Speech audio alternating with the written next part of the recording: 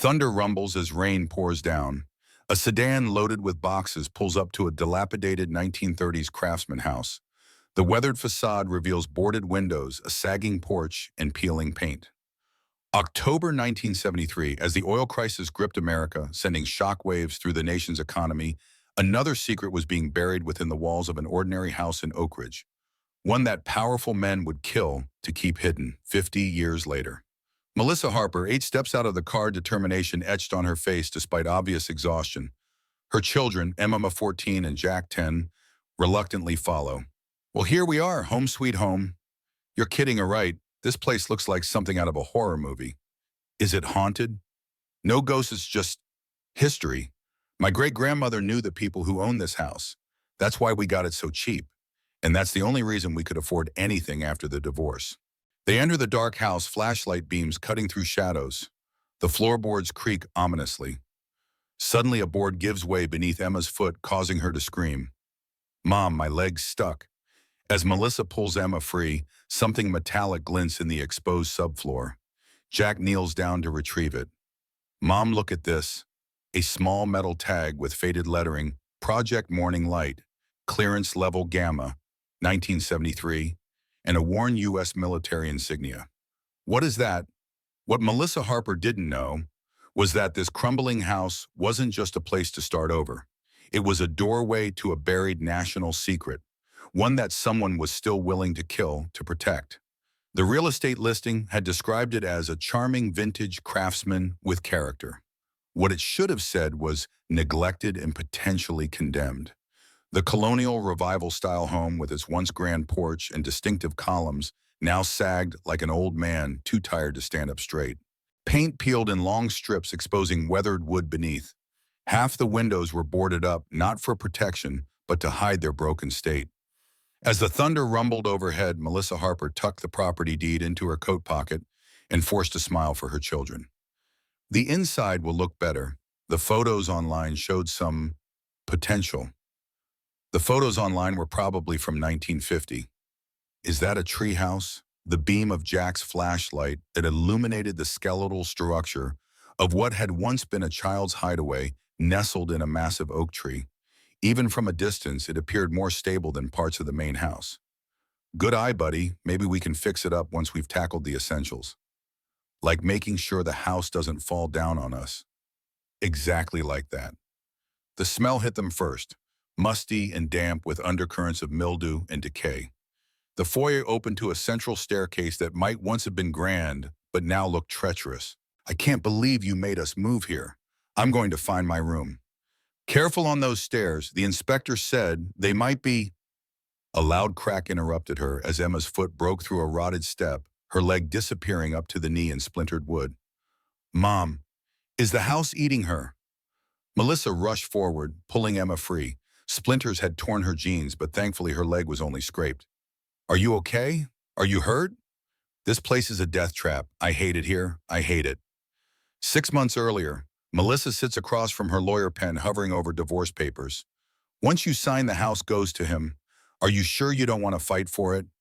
The kids need stability, not parents who are draining their college funds on legal fees. I'll figure something out." Back to present. The family huddles in sleeping bags on the bare living room floor. Rain continues pouring, finding its way through multiple leaks in the ceiling. Pots and pans catch the water, creating an irregular symphony of drips. "Remember when we went camping in the Catskills that time? This is like that. An indoor camping adventure. Except there are no s'mores, and Dad's not here." The words hung in the air like the dust motes visible in the beam of their single working lamp. "Mom, what happens if we can't fix this place? We don't have anywhere else to go, do we?" Melissa swallowed hard, pushing back the panic that threatened to overflow. "We'll make it work. This house just needs some love. Besides, my great-grandmother used to visit here all the time. This house has good bones and good memories. We just need to find them again." Later that night, Melissa stands on the sagging porch with her phone trying to find enough signal to make a call. "Rachel, it's me. I think I've made a terrible mistake." "Talk to me, Mel. How bad is it?" "Remember when I said it needed a little work? I was off by about a century. The inspector clearly took a bribe. There are structural issues, electrical problems, plumbing disasters. I don't even know where to start. Can you back out? Get your money back. I used everything I had from the divorce settlement. If I walk away now, we have nothing. I can't let the kids see me fall apart. Emma's already barely speaking to me since the divorce, and Jack's trying so hard to be brave. You know what my grandmother used to say? When you can't see the way forward, start by cleaning what's right in front of you. Next morning, Melissa wakes before the kids finds an old broom in a closet and begins sweeping the kitchen. By the time Emma and Jack stumble downstairs, she has cleared enough space for their camping stove. Pancakes, and I have good news. The waters have been turned on, and while the water heater is questionable, we have a functioning bathroom. Sort of. Are we really going to live here, Mom? We are, and we're going to make it amazing. After breakfast, we're going to make a plan. I have a plan. Call Dad and tell him this was a mistake. Your father has moved on Emma. He and Vanessa are starting their new life in Saddle, and we're starting ours. We didn't ask for a new life. You and Dad ruined everything, and now you've dragged us to this dump. Emma, I am doing the best I can. Do you think this is what I planned? Do you think I wanted any of this? The silence that followed was broken only by Jack's small voice. Is that treehouse made of cedar? Melissa turned to follow his gaze through the grimy window. The weathered structure nestled in the oak tree had captured his attention again. I think it might be. Want to check it out after breakfast? Later, beneath the ancient oak tree. The treehouse is small but surprisingly solid, with evidence of skilled craftsmanship despite its age. Can we fix it up, Mom? Careful, let me check it first. As she climbed the rickety ladder, testing each rung, Melissa felt something she hadn't experienced in months possibility. The treehouse was small but solid. It needed new boards, fresh paint, perhaps a real winnow to replace the cutout square, but it could be saved. Standing in the tiny wooden structure, Melissa looked out over the yard, overgrown and wild but spacious. Beyond it, she could see the rooftops of the small town where her ancestors had once lived. We can make this work. Afternoon, a truck with Cole Construction, painted on the side, pulls into the driveway. Nathan Cole steps out, late 30s athletic build, confident posture that suggests military background. He surveys the house with a practiced eye. Mrs. Harper. Ms. Harper, but please call me Melissa. Nathan Cole, I got your message. You mentioned the Wilson place needed some work. That might be the understatement of the century. Come in if you dare. Nathan followed Melissa through the house, making notes on a clipboard, occasionally testing a surface or peering into crawl spaces. His expression remained neutral, professional, but Melissa could read the grim assessment in his eyes. Are you a builder? That's right. I fix things that are broken. This whole house is broken. Can't argue with that assessment, buddy. Nathan and Melissa stand in what will eventually be the kitchen. Jack continues to follow Nathan, hanging on his every word, while Emma remains upstairs exploring. The good news is that the foundation is solid. This house was built right the first time. The bad news is pretty much everything else. He handed Melissa a notepad with his assessment and rough cost estimates. Her face must have betrayed her shock at the bottom line. I've broken it down by priority. The roof has to come first. There's no point doing anything else until that's fixed. I can help you source materials, maybe even get some discounts through my connections. And labor costs. Nathan glanced at Jack, who was pretending not to listen while examining a loose floorboard. I could work weekends, teach you some basics so you can do the simpler stuff yourself. That would cut down significantly on cost. That would be incredible. Thank you. Mom, come up here. You need to see this. Melissa and Nathan exchanged glances before heading up the precarious staircase. They found Emma in what would be her bedroom, carefully peeling away layers of faded wallpaper. Look what I found underneath. Behind the floral pattern are pencil sketches directly on the plaster. Beautiful drawings of the town as it looked decades ago, along with notes and dates. One section shows the very house they stood in, labeled Home Sweet Home, 1945. These are amazing. There's a signature, Eleanor B. Eleanor Bennett, the original owner. She was quite the local character from what I've heard. My great-grandmother used to talk about her. She's still alive. My realtor mentioned she moved to a smaller place in town a few years back. That's why I was drawn to this house. The connection. These are really good. She was talented. It was the most enthusiasm Emma had shown about anything since they'd arrived. We should preserve these. When we redo this room, we'll leave this wall as is. It's part of the house's story. Later that afternoon, as Nathan measures the roof for materials, a car pulls up outside. A small, elderly woman with perfectly coiffed white hair makes her way carefully up the broken path to the front door. Melissa opened it before she could knock. Mrs. Bennett, Melissa Harper, look at you all grown up. I'd recognize those eyes anywhere, just like Margaret's. Please come in, though I should warn you the house is in rough shape. I know exactly what shape it's in, dear. I couldn't take care of it properly these last few years. After Arthur, that was my husband, he always handled the maintenance. After he passed, things started to fall apart. Rather like I did, I suppose. They settled in the living room where Melissa had set up a few folding chairs, the only furniture they currently had besides their sleeping bags. I heard you'd bought the place. People talk in small towns, you know. When I heard it was Margaret's great-granddaughter, well, I had to come see for myself. You're running from something, aren't you? Just like your great-grandmother did when she first came to town. I didn't know great-gran was running from anything. Oh yes, Margaret arrived here in 1952 with a broken engagement behind her and not much else. She thought she'd failed at life. Turned out life was just getting started. This house has seen its share of new beginnings. Emma appeared in the doorway, hovering uncertainly. And who might this young lady be? This is my daughter, Emma. Emma, this is Mrs. Bennett. She's the one who drew those pictures upstairs. You found my drawings. Oh my, I'd forgotten all about those. Arthur was always after me to stop drawing on the walls, but I told him, it's our house. Who's to say we can't decorate it how we please? You have an artist's eyes, I can tell. Do you draw? I used to, not much anymore. Well, creative wells run dry sometimes. They fill back up when you're ready. She turned to Melissa. Now, I didn't just come to reminisce. I've brought you something. She reached into her large handbag and pulled out a worn, leather-bound book. The House Diary. Arthur and I recorded everything about this house. When we replaced the water heater, what color we painted each room where we planted bulbs in the garden. I thought it might help you. Melissa accepted the book with reverence. Thank you. This is invaluable.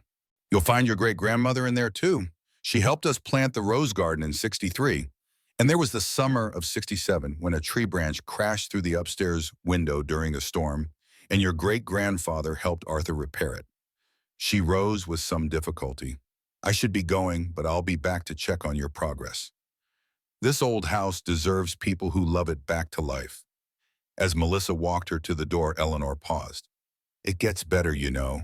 Whatever you're healing from, the cracks don't disappear, but they become part of your story. After Eleanor leaves, Melissa opens the house diary, finding entries dating back to 1935, when the house was first built. The pages are filled with meticulous notes, sketches, and maintenance records. Mom, Mr. Cole is showing me how to measure for the treehouse repairs. Through the window, Melissa could see her son following Nathan around the oak tree, clipboard in hand, face serious with concentration. It was the happiest she'd seen him since the divorce. Evening. With the kids occupied, Melissa climbs to the attic with a flashlight. The house diary mentions storage trunks, and she's curious what might remain. The space was dusty and cramped, filled with cobwebs and the skittering sounds of mice. But in the corner, just as described, sat 3 large trunks. The first contained old clothes and linens too moth-eaten to salvage. The second held Christmas decorations and photo albums that Melissa set aside to examine later. But it was the third trunk that made her breath catch. Inside was a collection of letters tied with faded ribbons, and on top an envelope, dressed in her great-grandmother's handwriting, to Evelyn, my dearest friend. Carefully, Melissa opened the envelope and began to read. My dearest Evelyn, as I prepare to leave this world, I find myself thinking of our sanctuary, hours we spent in your kitchen, planning adventures, the afternoons in your garden, sharing our deepest secrets. Your home has been as much a part of my life story as my own. Perhaps someday one of my girls will find her way back to it when she needs a safe harbor, just as I once did. Melissa wiped away tears. Had her great-grandmother somehow known she would end up here? Had some cosmic force guided her back to this specific house? She gathered the letters and photo albums and made her way carefully back downstairs. In the living room, she found Emma scrolling through her phone, the permanent scowl momentarily absent from her face. What's that history? It seems your great-great-grandmother had a special connection to this house. These are letters she wrote to Mrs. Bennett over the years. Emma set her phone down, a small miracle in itself, and took one of the letters that Melissa handed her. She carefully unfolded the delicate paper. Evelyn, sometimes I think we women build our true homes in each other's hearts before we ever lay brick and mortar. Your friendship has been my foundation through the stormiest seasons. That's really beautiful. Yes, it is. Later that night, Melissa sits on the front porch with her laptop. She opens Instagram and creates a new account at the Wilson House Revival. For the first post, she photographs the exterior of the house at sunset. Day one of our journey. This 1930s craftsman house might look abandoned and broken, but it's about to become home for one divorced mom and two reluctant kids. Follow along as we renovate this house, and maybe ourselves in the process. She hit post without overthinking it, then closed her laptop. Tomorrow they would begin tearing away the damaged parts of the house, making room for what would come next. It felt terrifying and exactly right at the same time. 3 weeks later, the house is now clearly a construction zone rather than a home. The roof repairs have begun with Nathan and his small weekend crew methodically replacing rotted sections. Inside, Melissa and the kids have torn out damaged drywall and pulled up warped flooring. The physical labor had been therapeutic for Melissa. There was something satisfying about smashing through a water-damaged wall and with a sledgehammer. Something healing about stripping away the old to make room for the new. Her muscles ached in ways they never had during her graphic design career, but it was a good ache, evidence of hard work and progress. Emma had gradually begun to help mostly with the careful removal of salvageable elements. Original woodwork, vintage doorknobs, the few intact light fixtures. Jack had become Nathan's unofficial apprentice, soaking up construction knowledge like a sponge. Their Instagram account had gained a modest following, mostly friends, former colleagues, and renovation enthusiasts who offered advice and encouragement. Melissa had found herself looking forward to documenting their progress each evening, capturing small victories, like uncovering the original kitchen tiles or discovering an intact stained glass window hidden behind a bookcase. But today, all that progress felt tenuous. Melissa stared at her laptop screen, trying to make sense of the numbers that refused to add up.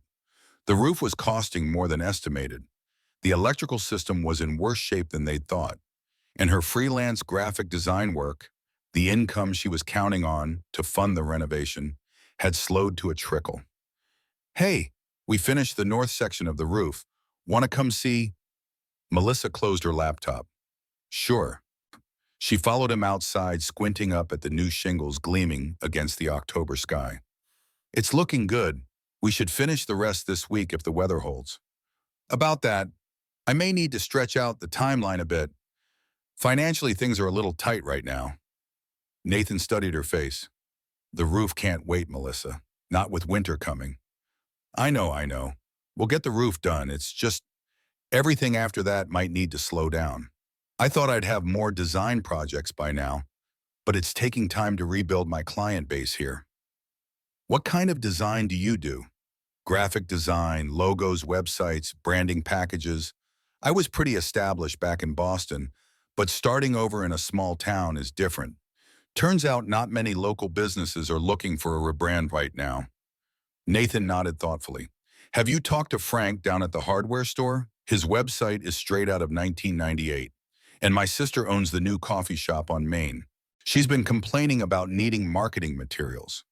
Melissa felt a flicker of hope. Really, do you think they'd be interested? Worth asking. Small towns work on word of mouth. Once you do one good job, others will follow. And as for the renovation, we could work out a payment plan. Or you could help me with some other projects.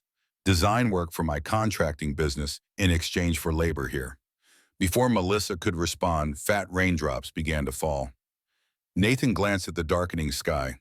Looks like that storm's moving in early. We should get the tarp secured over the unfinished section.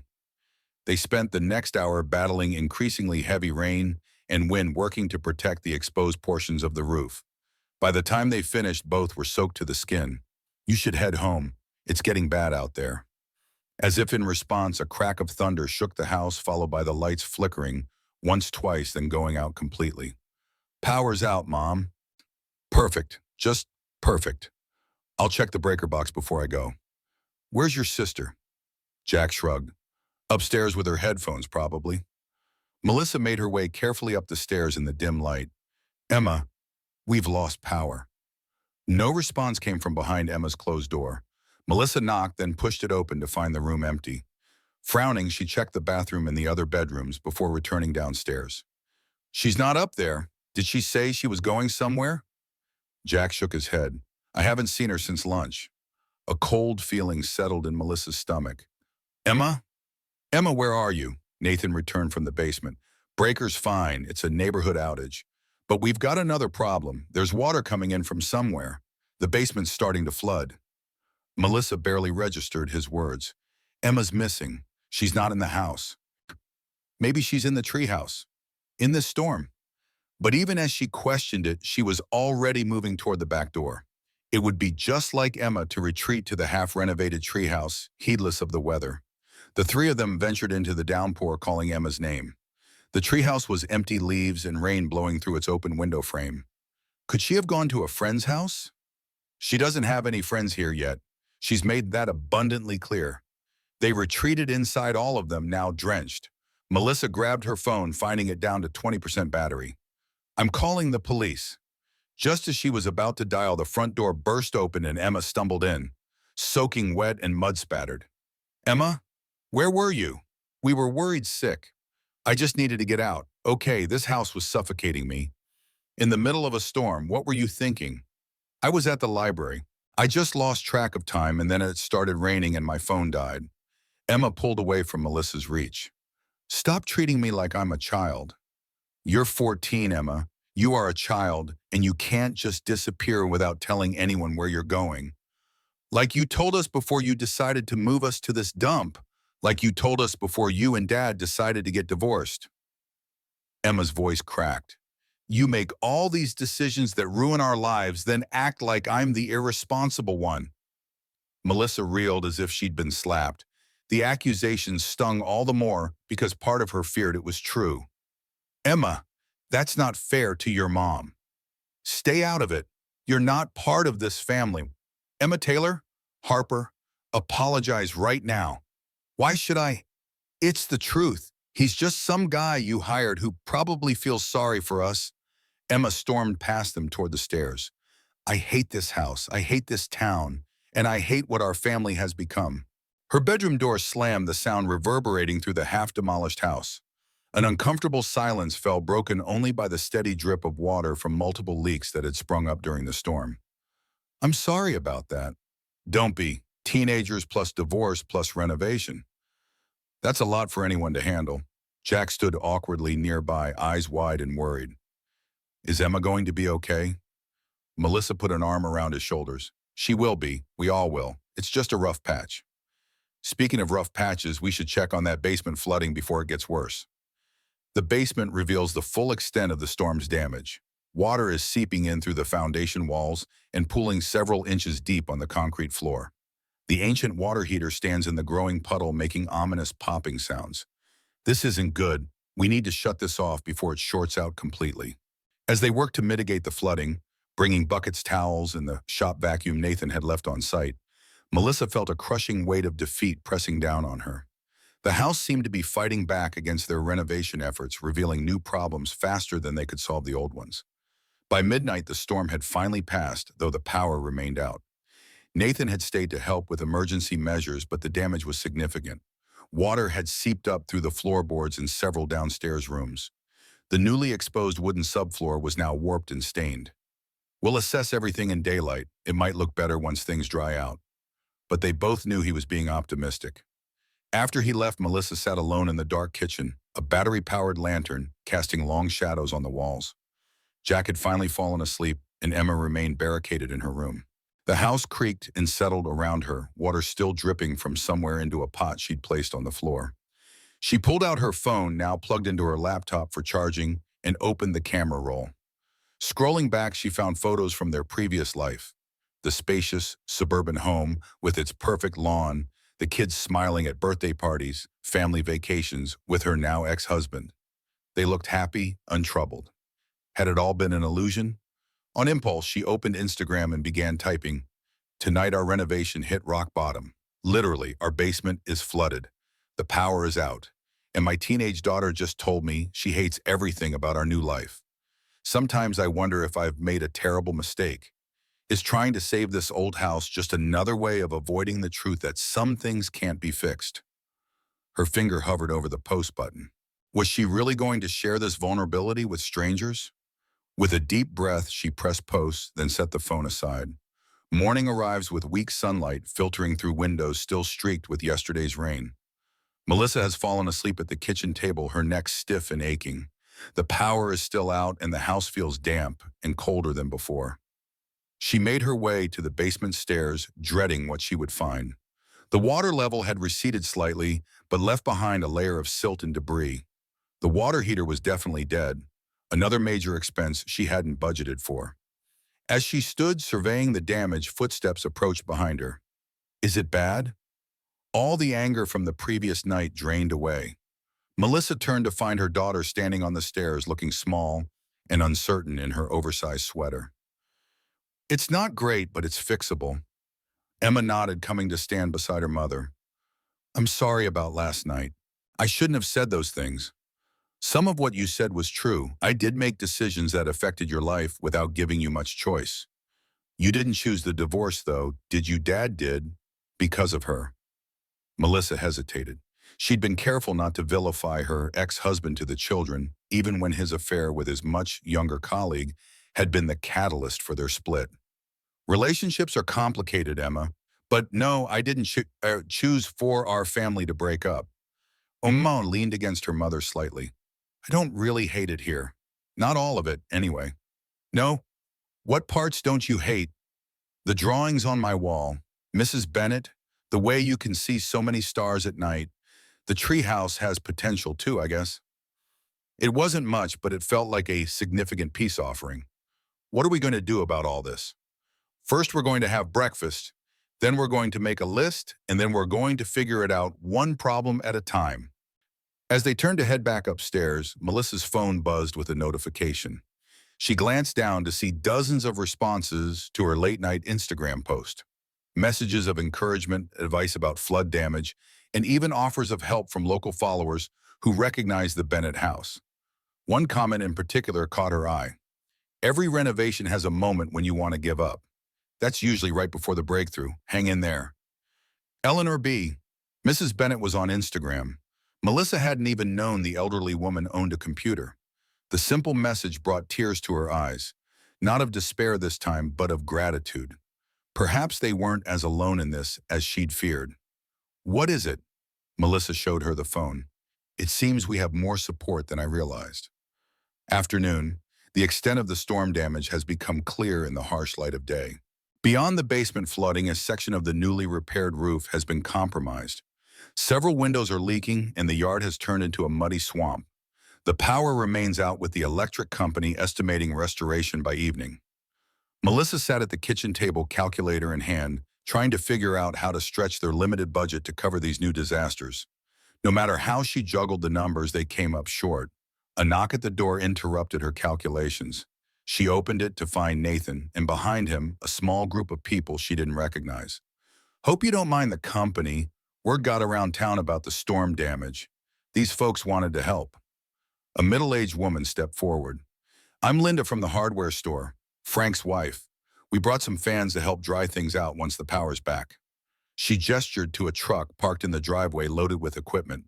An older man in overalls introduced himself next. Jim Peterson.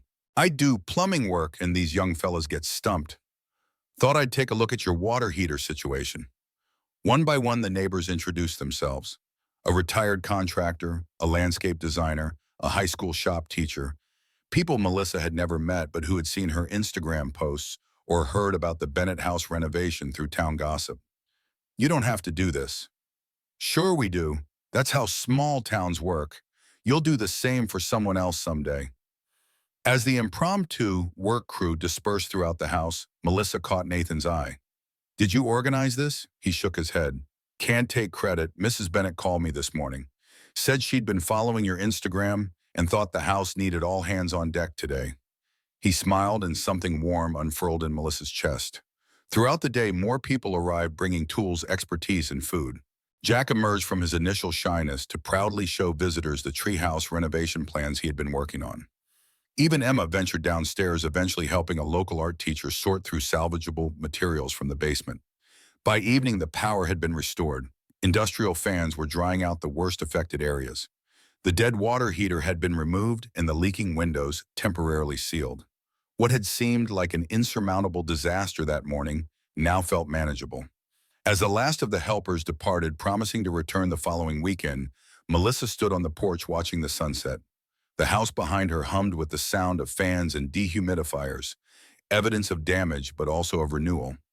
Nathan joined her, wiping his hands on a rag. "We made good progress today. I don't know how to thank everyone. You could start by coming to the town festival next weekend. It would be a good opportunity to meet more people. Maybe pick up some design clients." A festival. Harvest Festival. It's a big deal around here. Craft booths, food vendors, local businesses showcasing their services. My contracting company always has a booth. Actually, I was thinking, you mentioned needing more design work, and I've been wanting to update my company's logo and website. Maybe we could work out a trade. Your design services for some of the more specialized renovation work you need. The offer was exactly what Melissa needed, both professionally and financially. That sounds perfect, actually. As Nathan left, Melissa took out her phone and opened Instagram once more. She photographed the now crowded driveway, filled with trucks and cars from their community helpers, and typed, "24 hours ago, I thought we'd hit rock bottom. Today I learned that rock can be a foundation if you have the right people helping you build. To everyone who showed up today, thank you for reminding us what community means." That night, for the first time since they'd moved in, Melissa fell asleep with a sense of hope stronger than her fears. The Harvest Festival has transformed the small town's main street into a bustling marketplace. Colorful booths line both sides of the road, the smell of kettle corn and apple cider donuts filling the air. Children dash between hay bales and cornstalk decorations, while local musicians play from a small stage in the town square. Melissa stood behind a makeshift booth she shared with Nathan's contracting company. She'd spent the week creating new branding for his business, a clean, modern logo that maintained the warmth and trustworthiness his local reputation was built on. Around it, she displayed samples of her other design work and business cards featuring her new company name, Foundations Design Studio. "What do you think? I think you're going to be turning away clients by the end of the day. The new logo looks even better printed than it did on screen." Jack darted up to the booth, his face painted like a tiger. "Mom, they have a wooden boat building contest for kids. Can I enter?" "Of course. Where's your sister?" "Over there." Melissa looked to where Sophie stood talking to a girl about her age, both of them examining something on the other girl's phone. "She made a friend. Her name's Olivia, and she's into art too." Melissa tried not to look too surprised or pleased. Any reaction might send Emma retreating back into her shell. "That's great, honey. Have fun with the boat building." As Jack dashed off, Nathan nudged Melissa. "Looks like you have your first potential client headed this way." A woman in her 30s approached the booth, examining Melissa's portfolio. "Are you the one renovating the old Bennett place? I've been following your Instagram." "That's me, Melissa Harper. I'm Jesse Miller. I own the bookstore down the block. Miller's Pages. We're long overdue for a website overhaul, and I love what you've done here." By midday, Melissa had collected contact information from 6 potential clients. The bookstore, a local bakery, a bed and breakfast looking to attract more tourists, and several individuals interested in personal branding for their small businesses. "You're a hit. How does it feel to be the town's hot new designer?" "Surreal. A month ago, I was wondering if I'd made the biggest mistake of my life. Now it almost feels like it was meant to be." "Speaking of meant to be, isn't that your daughter up on stage?" Melissa turned to see Emma standing with her new friend and several other teenagers near the small stage where musicians had been performing. After a brief announcement from the festival coordinator, Emma stepped up to a microphone. "Hi, I'm Emma Harper. My mom and I are renovating the old Bennett house. And while tearing down walls, we found some amazing artwork hidden behind the wallpaper. But Bennett, Eleanor, did these drawings decades ago, and they inspired me to start drawing again." She gestured to an easel beside her, This is my first piece in a long time. It's called Uncovered. She unveiled a striking charcoal drawing of their house, not as it currently appeared half-renovated and rough, but as it might one day be with light streaming from the windows and a family visible inside. Melissa felt tears spring to her eyes. Emma hadn't shown her the drawing, hadn't even mentioned she was working on art again. The cool thing about renovation is that sometimes when you tear something down, you find something better underneath. I guess that can be true for families too, not just houses. Anyway, thanks for letting me share. The audience applauded warmly as Emma and the other young artists displayed their work. Melissa wanted to rush over and hug her daughter, but she restrained herself, sensing that Emma needed this moment of independence. "That's quite a girl you've got there." Melissa turned to find Mrs. Bennett elegantly dressed and leaning on a cane. "Mrs. Bennett, I didn't know you'd be here today." "Wouldn't miss the Harvest Festival. It's been a tradition for 70 years. She's finding her way back to herself, just like you are. I think we all are. Thank you, by the way, for rallying the troops after the storm. I don't know what we would have done without everyone's help." "That wasn't me, dear. That was the house." "The house. The Bennett house has always brought people together. It was a gathering place for decades. Dinner parties, community meetings, children's birthdays. The house remembers even if the people sometimes forget." She patted Melissa's hand. "You're restoring more than just walls and floors, my dear." Before Melissa could respond, Jack came racing up, proudly displaying a small wooden boat painted in bright colors. "I got second place, Mom." "That's wonderful, honey. Did you make it all yourself?" "Mr. Cole helped a little with the sanding, but I did the rest. The judge said my design was innovative." He turned to Mrs. Bennett. "Did you see Emma's drawing? It's really good." "It certainly is. Both of you have hidden talents, it seems." "Jack's been redesigning the treehouse. He's got quite an eye for structure. Takes after his mother. Good to see you, Mrs. Bennett. How's that loose porch railing I fixed for you holding up?" "Solid as a rock. Nathan, you always do fine work." Mrs. Bennett glanced between him and Melissa with a knowing smile. "I should find myself a seat for the pie contest judging. Jack, would you be a gentleman and escort an old lady to the tent?" Jack proudly offered his arm, and the two set off across the square, leaving Melissa and Nathan alone at the booth. "She's matchmaking." "Mrs. Bennett has been trying to find me a wife for years. Don't take it personally." "I won't." Though something about his easy dismissal left her feeling oddly disappointed. The rest of the festival day passed in a pleasant blur. Emma remained with her new friends, occasionally waving to Melissa from across the square. Jack shuttled between the children's activities and the booth, bringing updates and samples of festival food. By closing time, Melissa had lined up enough design projects to keep her busy and solvent for months. "Need help getting all this back to the house?" "That would be great. Actually, I've been meaning to ask your opinion about the kitchen renovation. Now that we've handled the emergency repairs, I'd like to start planning the next phase." Back at the house with the children occupied in their respective spaces, Jack in the treehouse, Emma in her room with her new friend Olivia, Melissa spread kitchen design ideas across the dining table they'd recently salvaged from a thrift store. "I'm torn between trying to restore the original 1930s style and going with something more modern, but still compatible with the house's character." She showed Nathan her sketches. He studied them thoughtfully. "Both would work. The question is what feels right to you. This is your home after all." "That's just it. It really is starting to feel like home. I didn't expect that to happen so quickly." Houses become homes when the right people live in them. I've renovated dozens of properties, and you can always tell the difference between a house being flipped for profit and one being transformed with love. Melissa looked up at him, struck by his insight. In the weeks since the storm, Nathan had become more than just a contractor. He was a friend, a confidant, someone who understood both the technical and emotional aspects of her renovation journey. Speaking of transformations, the kids seemed to be settling in better. Emma's making friends, and Jack's becoming quite the junior carpenter, thanks to you. They're great kids. Jack's got a natural talent for building things. And Emma, well, that artwork today was impressive. I had no idea she was drawing again. After the divorce, she stopped doing anything creative. It was like that part of her just shut down. Sometimes we need to tear down before we can rebuild. That applies to people as much as houses. Their conversation was interrupted by a knock at the door. Melissa opened it to find a small crowd on her porch led by Mrs. Bennett and including several people who had helped after the storm. "We thought you might like some company for dinner." Everyone brought something. Behind her, neighbors held casserole dishes, salad bowls, and dessert platters. "This is so thoughtful, but I'm afraid the dining room is still a work in progress." "Not a problem. We thought we'd eat in the backyard." It's a beautiful evening, and Jim brought his portable fire pit. Before Melissa could process what was happening, her backyard had been transformed into an impromptu dinner party. Folding tables appeared, string lights were hung between trees, and the fire pit was set up in a cleared space near the treehouse. Jack helped arrange chairs, while Emma and Olivia were enlisted to set the tables.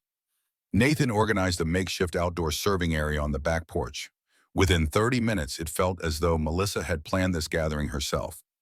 As dusk fell, the backyard glowed with warm light. 20 people sat around the mismatched tables, passing dishes and sharing stories. Melissa found herself seated between Mrs. Bennett and the high school art teacher who had taken an interest in Emma's talent. "Your daughter has real potential. I've invited her to join our after-school art club. We meet twice a week." "That's wonderful. I've been hoping she'd find an outlet here." Mrs. Bennett leaned closer. "I brought something for you. Open it when you have a quiet moment." From the treehouse, laughter erupted as Jack showed his new friends the improvements he'd been planning. Emma sat at the far end of the table, animated in conversation with Olivia and two other teenagers, looking more like her old self than Melissa had seen in over a year. Nathan caught her eye from across the gathering and raised his glass in a subtle toast.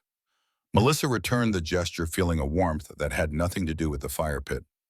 Later, after the guests had departed and the children had gone to bed, Melissa sits alone on the back porch with Mrs. Bennett's gift. Carefully unwrapping it, she finds a small, framed watercolor painting of the house as it had looked in its prime. Vibrant garden, welcoming porch windows, aglow with light. A note tucked into the frame read, "The house as it was and as it will be again. Some places hold magic. They attract the right people at the right time. This house has been waiting for you, Melissa."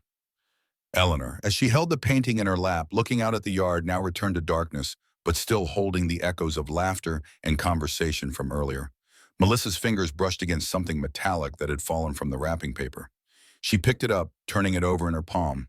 It was the small metal tag Jack had found that first night, the one with Project Morning Light engraved on it. She hadn't even realized it was missing from the kitchen drawers where she'd tucked it away. A second note, folded tiny and tucked behind the first, caught her attention. In Eleanor's elegant handwriting, it read, "Arthur wasn't just a handyman. During the energy crisis of '73, he was part of something important. If you want to know more about what your house once sheltered, check behind the east wall in the basement.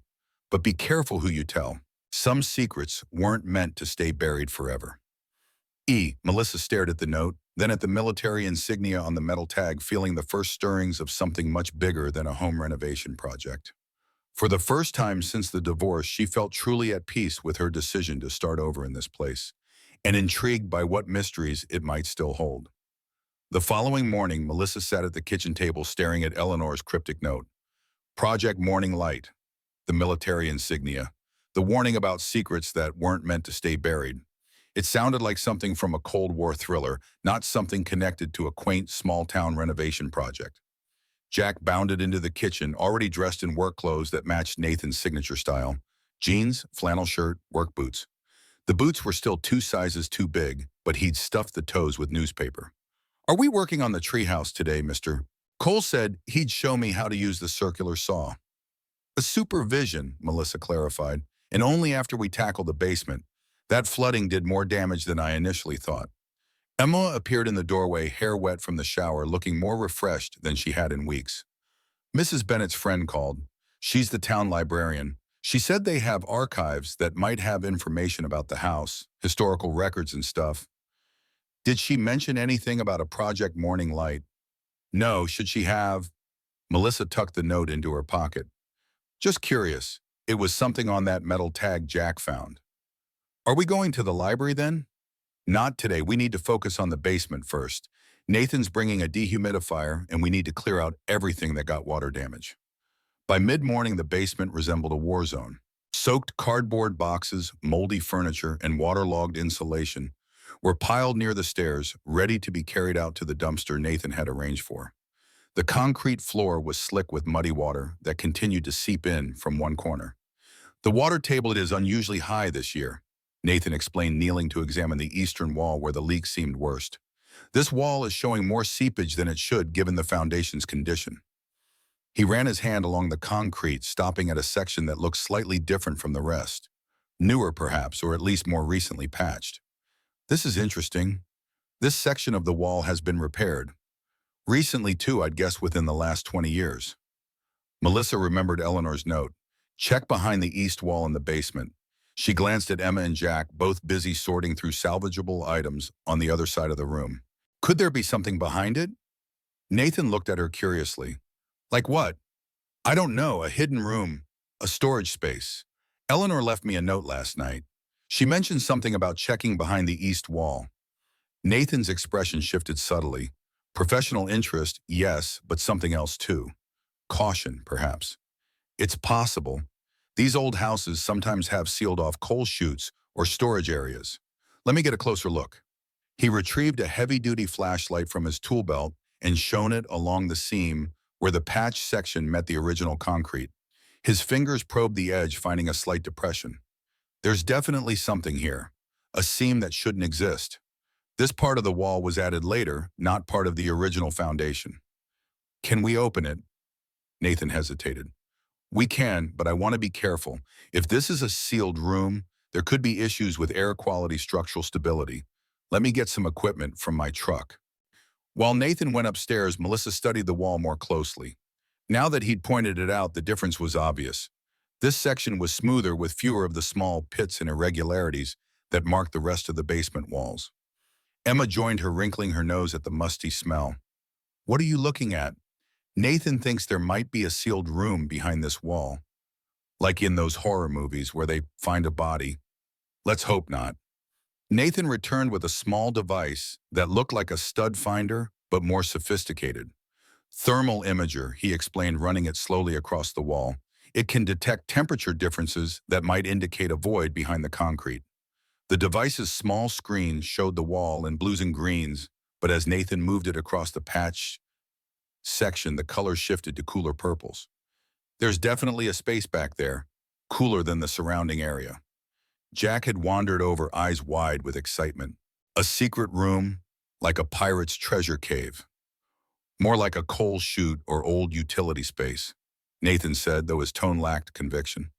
Let's find out. He retrieved a hammer drill from his tool bag and marked several spots on the wall.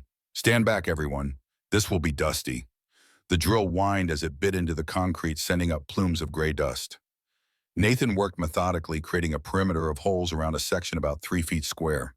When he had completed the outline, he switched to a demolition hammer, the percussion tool, hammering at the weakened concrete until cracks spread between the holes. With a final blow, a chunk of the wall collapsed inward, revealing darkness beyond.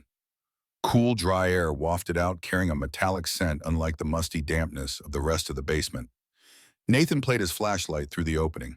Well, I'll be damned. What is it? Melissa leaned forward, trying to see past him. Not a coal chute, that's for sure. He widened the hole carefully, removing more concrete until the opening was large enough for a person to crawl through. The flashlight revealed not a small storage space, but what appeared to be a corridor extending back into darkness. Mom, what is that? Emma's voice had lost its typical teenage indifference, replaced by genuine awe. I have no idea. Nathan knelt by the opening, examining the construction. This isn't amateur work. The walls are reinforced concrete, properly cured. Whoever built this knew what they were doing. Can we go in? Jack was practically vibrating with excitement. Not yet, buddy. We need to check for structural stability, air quality.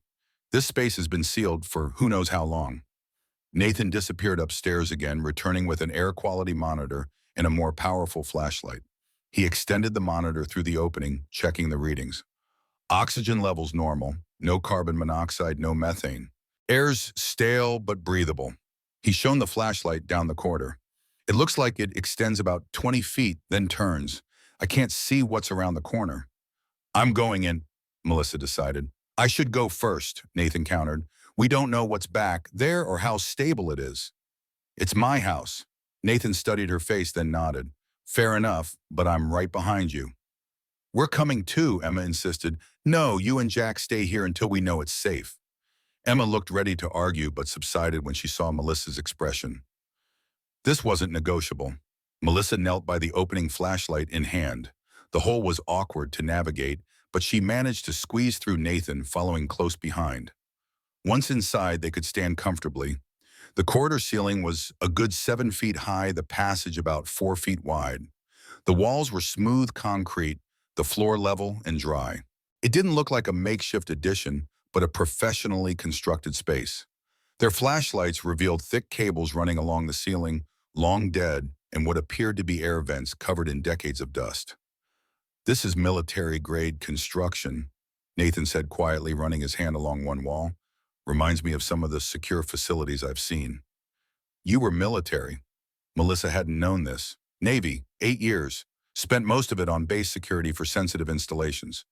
They moved forward cautiously, their footsteps echoing in the confined space. The corridor extended straight back before making a right-angle turn. As they rounded the corner, their flashlights illuminated a steel door. Not an old wooden door like the ones in the house, but a modern-looking security door with a keypad lock. Okay, this is officially strange, Melissa whispered. Nathan stepped forward, examining the keypad. Electronic lock, but it's got no power now. The batteries would have died decades ago. Can we open it? Probably. These systems usually have mechanical bypasses for power outages. He examined the door frame, fingers probing the edges until he found a small panel. It swung open to reveal a keyhole. Mechanical override. Now we just need the key. Melissa remembered the small metal tag with the Project Morning Light insignia. Maybe Mrs. Bennett knows where it is. This must be what her note was referring to. Whatever's behind this door, someone went to a lot of trouble to secure it. Nathan's voice had taken on a professional edge, and then to hide it completely. This isn't just a homeowner being cautious. This is serious security. For what could possibly be under a small-town family home that would need this kind of protection? During the Cold War, could be almost anything. Command centers, communications, bunkers, research facilities. They weren't all on military bases. Some were hidden in plain sight. The implications of what he was saying sank in slowly. Melissa's renovation project might have just uncovered something far more significant than old wiring or vintage fixtures. We should go back, talk to Mrs. Bennett before we go any further. Nathan nodded. Good call. And maybe keep this between us for now, at least until we know what we're dealing with. The kids already saw the corridor. Yes, but not this door. Not this level of security. Kids talk, Melissa. If this is what I think it might be, discretion would be wise. The look on his face made her stomach tighten. What had they stumbled into? They retreated back through the corridor and squeezed through the opening into the basement where Emma and Jack waited impatiently. What's back there? Jack demanded. Just an old storage area, Nathan said smoothly. Nothing exciting, but we'll need to check it more thoroughly before anyone goes exploring. But, Jack began. Jack, Melissa cut in. Why don't you and Emma start bringing those damaged boxes upstairs? We need to clear this space before we can do anything else. Emma's narrowed eyes said she wasn't buying the casual dismissal, but she took Jack's arm. Come on, Squirt. The faster we get this done, the faster we can check out the secret tunnel. Once the children were occupied with hauling debris, Melissa turned to Nathan. I need to talk to Mrs. Bennett today. I'll come with you. Don't you have other jobs scheduled? They can wait. This is more important. The seriousness in his tone sent a chill down her spine. What exactly did he suspect was behind that steel door? They found Mrs. Bennett in her small apartment at the Oak Ridge Senior Living Center, a modest but well-maintained facility on the edge of town. The elderly woman didn't seem surprised to see them. You found the door, she said simply, gesturing for them to sit in her small living room. It was filled with plants and books, and photos of her late husband Arthur adorned every surface. How did you know? Melissa asked. Because you're here looking like you've seen a ghost. Eleanor poured tea from a waiting pot as if she'd been expecting visitors. Arthur always said someone would find it eventually. He hoped it would be the right someone. Mrs. Bennett, Nathan began, his voice respectful but direct. What exactly is Project Morning Light? Eleanor's hands trembled slightly as she set down her teacup. You military young man, Former Navy, base security. She nodded as if this confirmed something. Then you understand discretion. Yes, ma'am. Eleanor rose slowly and crossed to a secretary desk in the corner. From a hidden compartment, she removed a small brass key attached to a chain. Arthur was a physicist, brilliant man. After the war, the Second World War, he was recruited to work on various government projects, energy research primarily. He never talked about the details even to me. Security clearances, you understand. She returned to her seat, the key clutched in her wrinkled hand. In 1973, when the oil crisis hit, Arthur was part of a special research group tasked with developing alternative energy sources. Project Morning Light. It was classified top secret. The public narrative was about conservation rationing, finding more oil. But behind the scenes, some visionary souls in the government understood that America needed to break its dependence on foreign oil permanently.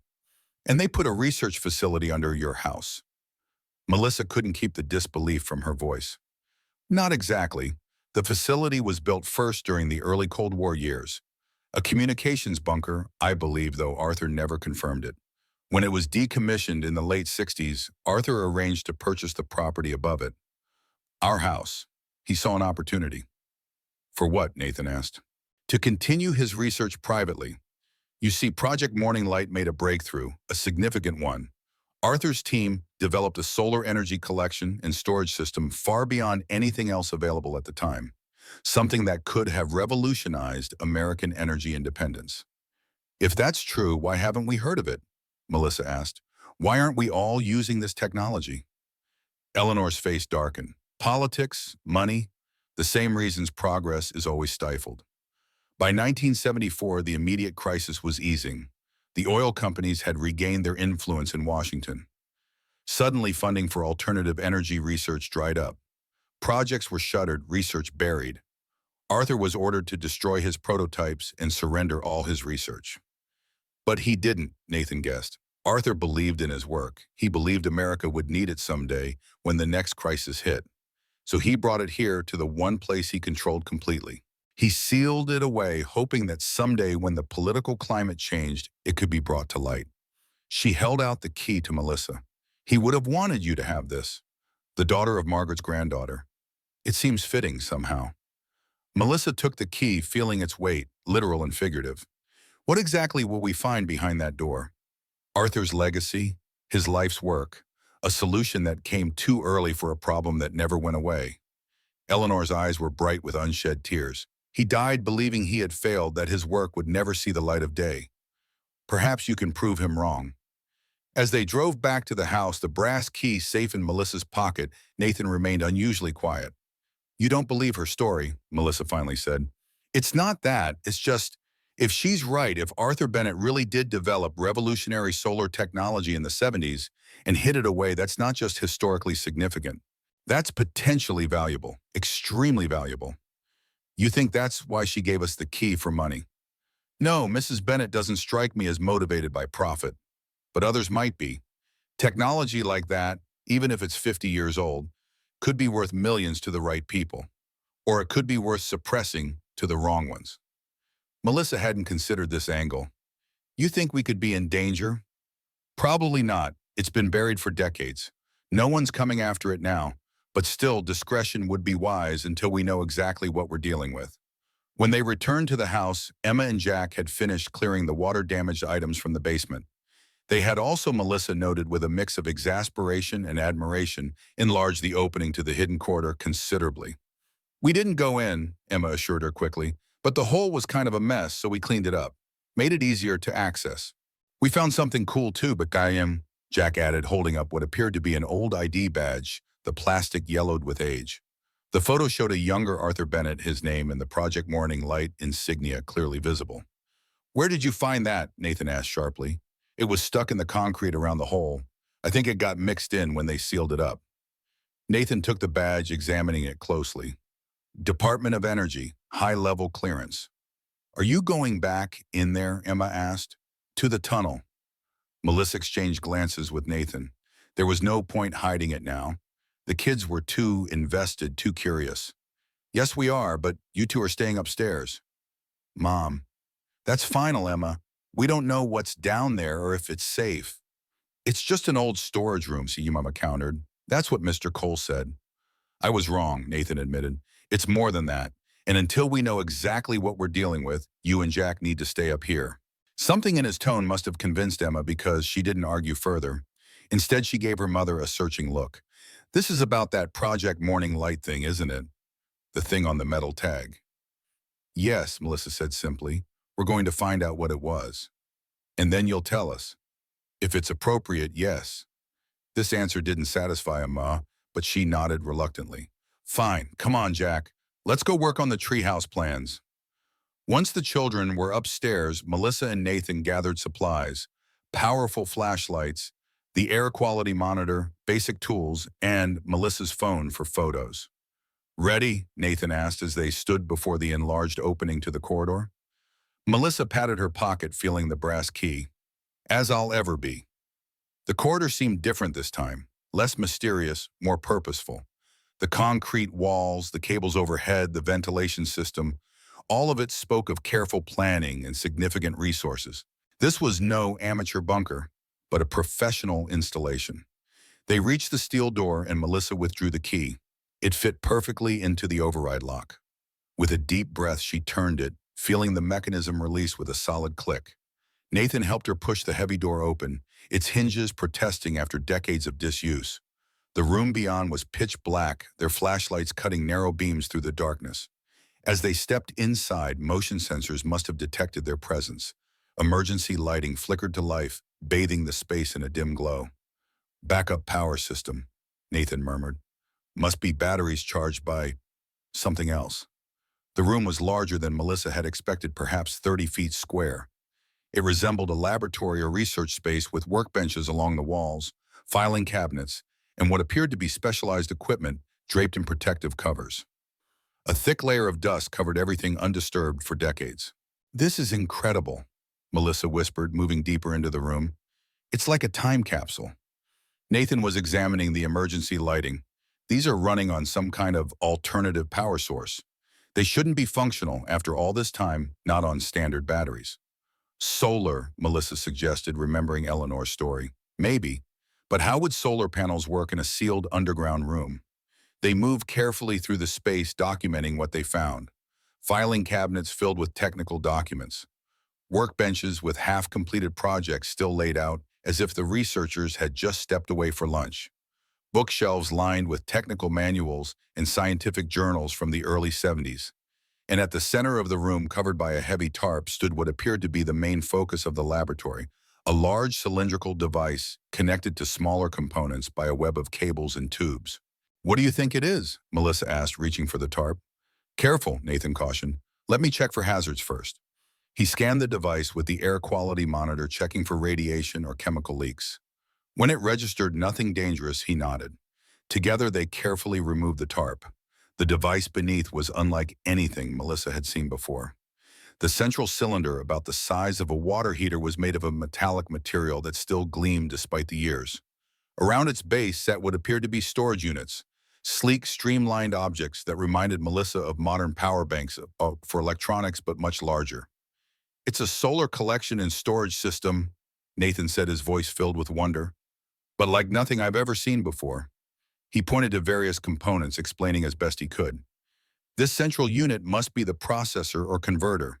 These smaller units appear to be storage cells. And these, he indicated thin film-like panels stacked nearby. These must be the collection panels. But how could it work underground? The panels would be deployed elsewhere, on the roof in the yard. The power would be transmitted here for processing and storage. Nathan was circling the device, examining it from all angles. This is decades ahead of its time, Melissa. Even by today's standards, this is advanced technology. Could it still work? Possibly. These emergency lights are running on something, and I'd bet it's connected to this system. He knelt to examine markings on one of the storage units. Look at this. Power output calculations. If these are accurate, each of these units could power a standard home for months. And there are 6 of them here. Melissa was examining the papers on the main workbench. Here's something, technical specifications signed by Arthur Bennett. It's dated September 1973, and she read aloud from the document. Project Morning Light final prototype achieves 89% conversion efficiency with stability in the storage medium. Estimated lifespan of cells exceeds 50 years with minimal degradation. Nathan modern solar panels are what 20% efficient at best. If we're lucky, 89% would be revolutionary even today. They continued exploring, finding more technical documents, research notes, and personal journals kept by Arthur Bennett. One journal entry dated November 1973 caught Melissa's attention. Today we received word that the project is being terminated. Official reason, budget constraints. Unofficial reason, pressure from the energy sector. Senator Richards was quite direct. Our research is economically disruptive and politically untenable at this time. I am ordered to destroy all prototypes and surrender all research materials. 50 years of scientific pursuit sacrificed to quarterly profits and campaign contributions. Nathan had found another document, an official letter on Department of Energy letterhead ordering the immediate cessation of Project Morning Light and the destruction of all materials related to it. He disobeyed a direct order, Nathan said quietly, brought everything here instead. Can you blame him? Listen to this entry from December. I cannot destroy this work. It is too important, too vital to our nation's future. America will face energy crises again. When that day comes, perhaps this research will find more receptive minds. Until then, it must be preserved. The Bennett house will keep its secrets. Melissa looked up from the journal, meeting Nathan's eyes. He was a patriot. He didn't do this for money or fame. He did it because he believed America would need it someday. And he was right. Nathan was still examining the main device. Even if this technology is 50 years old, it's still revolutionary. The principles, the approach, it could transform our energy infrastructure. So what do we do with it? Before Nathan could answer, a noise from the corridor made them both freeze. Footsteps trying to be quiet but echoing in the concrete passage. The kids, Melissa whispered. But the figure that appeared in the doorway wasn't Emma or Jack. It was a man in his 50s wearing a dark suit and an expression of calculated interest. Behind him stood another man, younger and more obviously physical. Security or muscle. Fascinating, the older man said, surveying the room. It appears the rumors were true after all. Nathan had shifted subtly, positioning himself between Melissa and the newcomers. This is private property. How did you get in here? The same way you did, I imagine. Through the hole in your basement wall. The man stepped further into the room, his companion remaining at the doorway. Forgive the intrusion. My name is Richard Vance. I represent certain energy sector interests that have been monitoring this property for some time. Monitoring my house. Melissa stepped forward, anger overriding caution. What gives you the right? Not monitoring in a surveillance sense, Ms. Harper. More maintaining awareness. The Bennett property has been on a watch list for decades. Arthur Bennett's sudden retirement from government service raised flags that were never fully lowered. You knew about this place, Nathan stated flatly, about what was down here. We suspected. There were rumors, theories. Nothing concrete until now. Vance approached the central device, his eyes gleaming with professional assessment. Magnificent. Bennett was truly ahead of his time. What do you want? Melissa demanded. The same thing you probably want, Ms. Harper, to see this technology properly developed and deployed, to ensure Arthur Bennett's legacy isn't wasted. By properly developed, you mean controlled by your employers, Nathan said. The same people who shut it down 50 years ago. Vance smiled thinly. The energy landscape has changed considerably since the 1970s. Mr. Cole? Nathan Cole. Mr. Cole, yes, a former military man, I see. Navy, if I'm not mistaken. Vance's casual knowledge of Nathan's background sent a chill through Melissa. The companies I represent are heavily invested in renewable energy now. This technology would be of great interest to them. So you can bury it again, Melissa challenged. Make sure it doesn't compete with whatever they're already selling. Quite the contrary, we would want to develop it fully. Of course, there would be substantial compensation for you as the property owner. The calm certainty in his voice made Melissa uneasy, as did the fact that he had known exactly when they discovered the lab and had arrived so quickly. How did you know we found this today? She asked. Vance gestured vaguely. Small towns. Word travels. No one knew except us and Mrs. Bennett, Nathan said. His posture had changed subtly, more alert, more defensive. Let's just say we've maintained an interest in Eleanor Bennett's activities over the years. When she retrieved Arthur's key from its hiding place this morning, it seemed prudent to check in. You've been spying on an elderly woman. Melissa felt sick. Monitoring a potential security risk. Arthur Bennett absconded with classified government property. That has always been a matter of concern. That was 50 years ago, Nathan pointed out. The classification has surely expired. Some secrets don't have expiration dates, Mr. Cole. Vance turned his attention back to the device. Now about my proposal, my employers would be prepared to offer you a very generous sum for the rights to this technology. 7 figures at minimum, possibly 8 depending on the completeness of the research materials. And if I refuse, Vance's expression didn't change, but something in his eyes hardened. That would be unfortunate. This technology was developed under government contract. Legally, it remains government property. We could pursue remuneration through official channels, but that would involve investigations, hearings, possible criminal charges for possession of classified materials. The threat was clear. Sell to us willingly or we'll take it anyway, and make your life miserable in the process. I need time to think about it, Melissa said, playing for time. This is all very sudden. Of course, these are significant decisions. Vance reached into his jacket and produced a business card. Call me when you have decided, but I wouldn't wait too long. News like this has a way of attracting attention. He placed the card on a workbench, nodded politely, and turned to leave. At the doorway, he paused. Oh, and Ms. Harper, I'd advise discretion in the meantime. For everyone's safety. When the footsteps had faded down the corridor, Melissa sagged against the workbench. Who the hell was that? And how did they know about this place? Nathan's face was grim. Someone who's been watching the Bennett house for a long time. Probably industry intelligence working with government contacts. The line between the two gets blurry when national security and corporate interest overlap. He threatened me, us. Yes, he did. Nathan was moving quickly around the lab, gathering key documents and journals. We need to secure as much of this as possible. If Vance comes back with official credentials or a court order, we could lose access to everything. Nathan, he said this was still government property. Could we really be in legal trouble? Possibly, but it's complicated. Classification periods end, projects get declassified, and you purchase this property legally. What's under it could be argued to be part of that purchase. He paused, thinking, we need a lawyer and someone who understands the technical aspects of what we're dealing with. I know someone, Melissa said suddenly. My ex-husband's cousin is a professor of electrical engineering at MIT. We always got along well even after the divorce. He might be able to help us understand what we're looking at least. Good. Call him, but be careful what you say over the phone. Just ask if he can look at a project you have discovered during the renovation. Melissa nodded, already pulling out her phone. What about the kids if Vance was willing to walk right into our house once? We'll keep them close.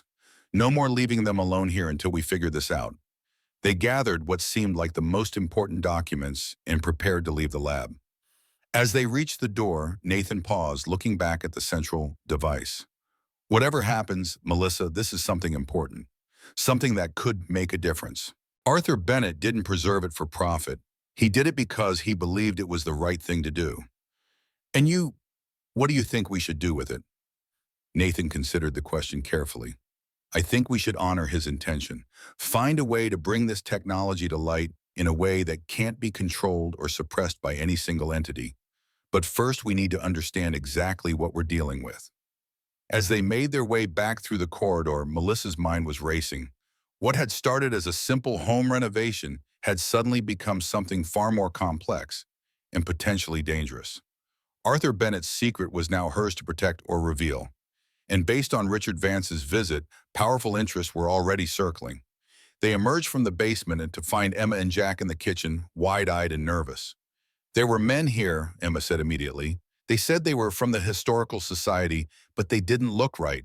Jack and I hid upstairs until they left. Smart thinking, Nathan said, his tone deliberately casual. Probably just curious about the house. They weren't from any historical society, Emma said flatly. One of them had a gun under his jacket. I saw it when he reached for something. Melissa and Nathan exchanged alarmed glances. Are you sure? Melissa asked. Yes, and they weren't nice. Not really. They pretended to be, but their eyes were all wrong, like sharks. Nathan knelt to Emma's level. You did exactly the right thing staying out of sight. Did they see you? Emma shook her head. We were upstairs when they came in. We heard them talking downstairs, then they went into the basement. That's when we hid in the closet in Mom's room. What did they want? Jack asked, his usual enthusiasm replaced by worry. Are they bad guys? Not bad guys exactly, Melissa hedged. Just people interested in the history of the house. Mom, Emma's tone was flat with disbelief. We're not stupid. This is about that secret room, isn't it? About whatever Project Morning Light was. Melissa looked at Nathan, who gave a slight nod. The kids were already involved. Keeping them in the dark now might put them at more risk, not less. Yes, it is. The room we found was a secret laboratory. Mrs. Bennett's husband was a scientist who worked on an important energy project back in the 1970s. When the government tried to shut it down, he hid his work here in the house. Like buried treasure, Jack asked, his worry giving way to excitement. Sort of, but instead of gold, it's knowledge. Important knowledge that could help a lot of people. And those men want to steal it, Emma concluded. That's why they came here without asking.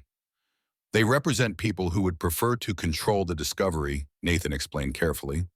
People who might not want it used in the way Mr. Bennett intended. So what are we going to do? Emma asked. Melissa was struck by the automatic assumption that they would face this as a family. First, we're going to visit Mrs. Bennett again. There might be more she can tell us about her husband's work. Then we're going to contact someone who can help us understand the technical aspects of what we found. And then we decide what to do with it. But whatever happens, we need to be careful for a while. No telling anyone about the secret room or what we found. Like spies, Jack whispered, eyes wide. Not exactly, but yes, we need to be discreet. They returned to Eleanor Bennett's apartment that evening, more cautious this time, watching for anyone who might be following them. The elderly woman seemed troubled, but not surprised by the news of Vance's visit. They've always been watching, she said simply. Never quite forgotten about Arthur's little act of rebellion. Why didn't you warn us? Melissa asked. Would you have believed me that shadowy corporate agents were monitoring an old woman in a retirement home, waiting for her to reveal a 50-year-old secret? Eleanor smiled sadly. I sound delusional even to myself sometimes. Who exactly is Richard Vance? Nathan asked. Who does he work for? I don't know him specifically, but over the years there have been others like him. Always polite, always offering generous compensation for Arthur's lost research. Different faces, same interest. She sipped her tea thoughtfully. The energy conglomerates have changed names, merged, rebranded, but the power behind them remains consistent. They control what powers America, and they don't relinquish that control easily. He threatened us, Melissa said, implied we could face legal trouble for having classified technology. Arthur anticipated that. In the cabinet beneath his workbench, there should be a red folder. Inside is documentation of the declassification request he filed in 1995. It was approved. The project officially doesn't exist anymore. They can't classify what they've already declared non-existent. But they could still claim ownership of the physical materials, Nathan pointed out. Government property. Perhaps, but after 50 years with no paper trail of what exactly went missing, it would be difficult to prove. And do they really want to draw attention to a suppressed clean energy technology in today's political climate? Eleanor's eyes twinkled with a hint of her husband's rebellious spirit. The threat is mainly bluster. They'd much prefer to buy you off quietly. So what should we do? Melissa asked. What Arthur would have wanted. Ensure his work reaches the right people. People who will use it for its intended purpose, not bury it again. And who are the right people? That, my dear, is the question Arthur wrestled with for decades. He never found a satisfactory answer before he died. Perhaps you will have better luck. As they left the retirement center, Melissa felt the weight of responsibility settling over her. Arthur Bennett had guarded this secret for half a century, believing in its importance for America's future. Now that burden had passed to her, a divorced graphic designer just trying to rebuild her life in a broken-down house. "What are you thinking?" Nathan asked as they drove back through the darkening streets of Oak Ridge. "That I'm in way over my head, that I never signed up for corporate espionage and classified technology when I bought a fixer-upper. We can walk away, call Vance, take his money, let him deal with it." Melissa considered this for a moment. The money would solve all her financial problems. The renovation could proceed without worry. Life could return to something approaching normal. "No," she said finally. Arthur Bennett didn't preserve this knowledge for someone to profit from it or control it. He did it because he believed it belonged to the American people. I can't betray that. Nathan nodded, a small smile playing at the corners of his mouth. "I was hoping you'd say that." Back at the house, Emma and Jack were waiting anxiously. They had spent the evening making the house more secure, checking window locks, reinforcing the back door with a chair under the knob. "Did Mrs. Bennett have a secret spy kit?" Jack asked hopefully. "Not exactly," Melissa smiled, "but she did give us some important information. Nathan and I need to go back to the lab to look for some documents."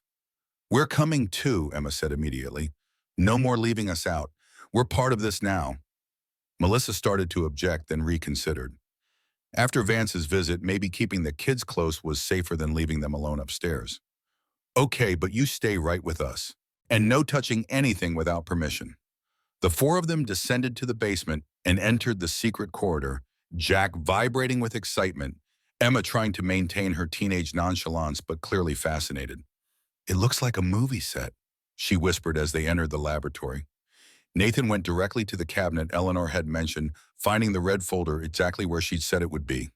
Inside were official government documents confirming the declassification of Project Morning Light in '95, signed by the appropriate authorities. "This could be our protection," he said, showing Melissa. "If Vance tries to claim this is still classified material, we have proof it isn't." While Nathan examined the legal documents, Melissa and the kids explored the laboratory more thoroughly. Jack was entranced by the central device, asking a stream of questions about how it worked. Emma had discovered Arthur's technical journals and was flipping through them with increasing interest. "Mom, look at this," she said, pointing to a detailed diagram. Mr. Bennett wasn't just designing a better solar panel. He was creating an entire energy system: collection, conversion, storage, distribution. It's like he reinvented how we use energy from the ground up. "You understand this?" Melissa was surprised. Emma shrugged. "Some of it. I'm in AP Physics, remember? The basic principles aren't that complicated, even if the execution is advanced. He found a way to capture and store solar energy with almost no loss. That's revolutionary." Nathan joined them, examining the diagram. "She's right. This isn't just an incremental improvement on existing technology. It's a fundamentally different approach." "Could it work today?" Melissa asked. "After all this time, the principles would still be valid. The materials science might need updating, but the core concepts." He shook his head in wonder. "If this performs as documented, it could transform our energy infrastructure." "So it's valuable," Emma concluded. "Really valuable." "Yes," Nathan agreed, "both financially and strategically." "That's why those men want it," Jack piped up from where he was examining a collection of small gadgets on a side table. "So they can sell it and get rich." "Or control it," Nathan corrected. "Sometimes controlling a technology is more profitable than deploying it." Melissa was examining another section of Arthur's journals, these more personal than technical. An entry from 1974 caught her eye. "I had a visitor today, a man who introduced himself as a representative of Continental Energy. He offered a substantial sum for my personal research notes on solar conversion efficiency. When I explained I had no such notes, he became less friendly, suggested it would be a shame if my security clearance were to be reviewed. The threat was clear enough. They know I preserved something from Morning Light. They just don't know where or what exactly. I must be more careful." She looked up at Nathan. "They've been after this for 50 years. And now they've found it," he said grimly. "Vance will be back, Melissa, with more leverage, more pressure, maybe even legal documents, real or manufactured. So we need to act quickly." She closed the journal, decision made. "I'm calling David, my ex's cousin, the MIT professor. Tonight. If anyone can understand what Arthur created and help us figure out what to do with it, it's him. What about Vance and his people, if they're watching the house? Then we need to get the most critical materials out of here. Copies of the key documents at minimum.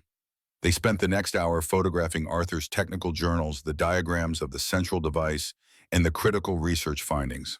Nathan found a small fire safe in a corner of the lab and used it to secure the original declassification documents and the most important technical papers. "We should move this upstairs," he said. "Keep it where we can access it quickly if needed." As they worked, Emma continued studying the technical journals, occasionally asking surprisingly insightful questions about the principles involved. Jack had discovered a set of small working models that demonstrated various aspects of the solar technology, miniature versions of the main components that Arthur had apparently used to test and refine his designs. "Can I take one of these upstairs to examine it?" he asked. "I promise I'll be super careful." Nathan checked the device, a small demonstration model of the storage cell, and nodded. "This one should be safe. No chemicals, no power source that could degrade. Just don't take it apart." By the time they finished their work in the lab, it was nearly midnight. They secured the steel door behind them, though they all recognized it was a symbolic gesture at this point. Vance and his people clearly knew how to access the space. Upstairs, Melissa called David Thompson, her ex-husband's cousin, knowing the late hour would signal the urgency of the matter. Despite their somewhat tenuous connection, David had always been kind to her, and they had maintained a friendly relationship even after the divorce. "Melissa," his voice was alert despite the hour, "is everything okay?" "Not exactly, David. I need your help with something. Something important and sensitive." "What's going on?"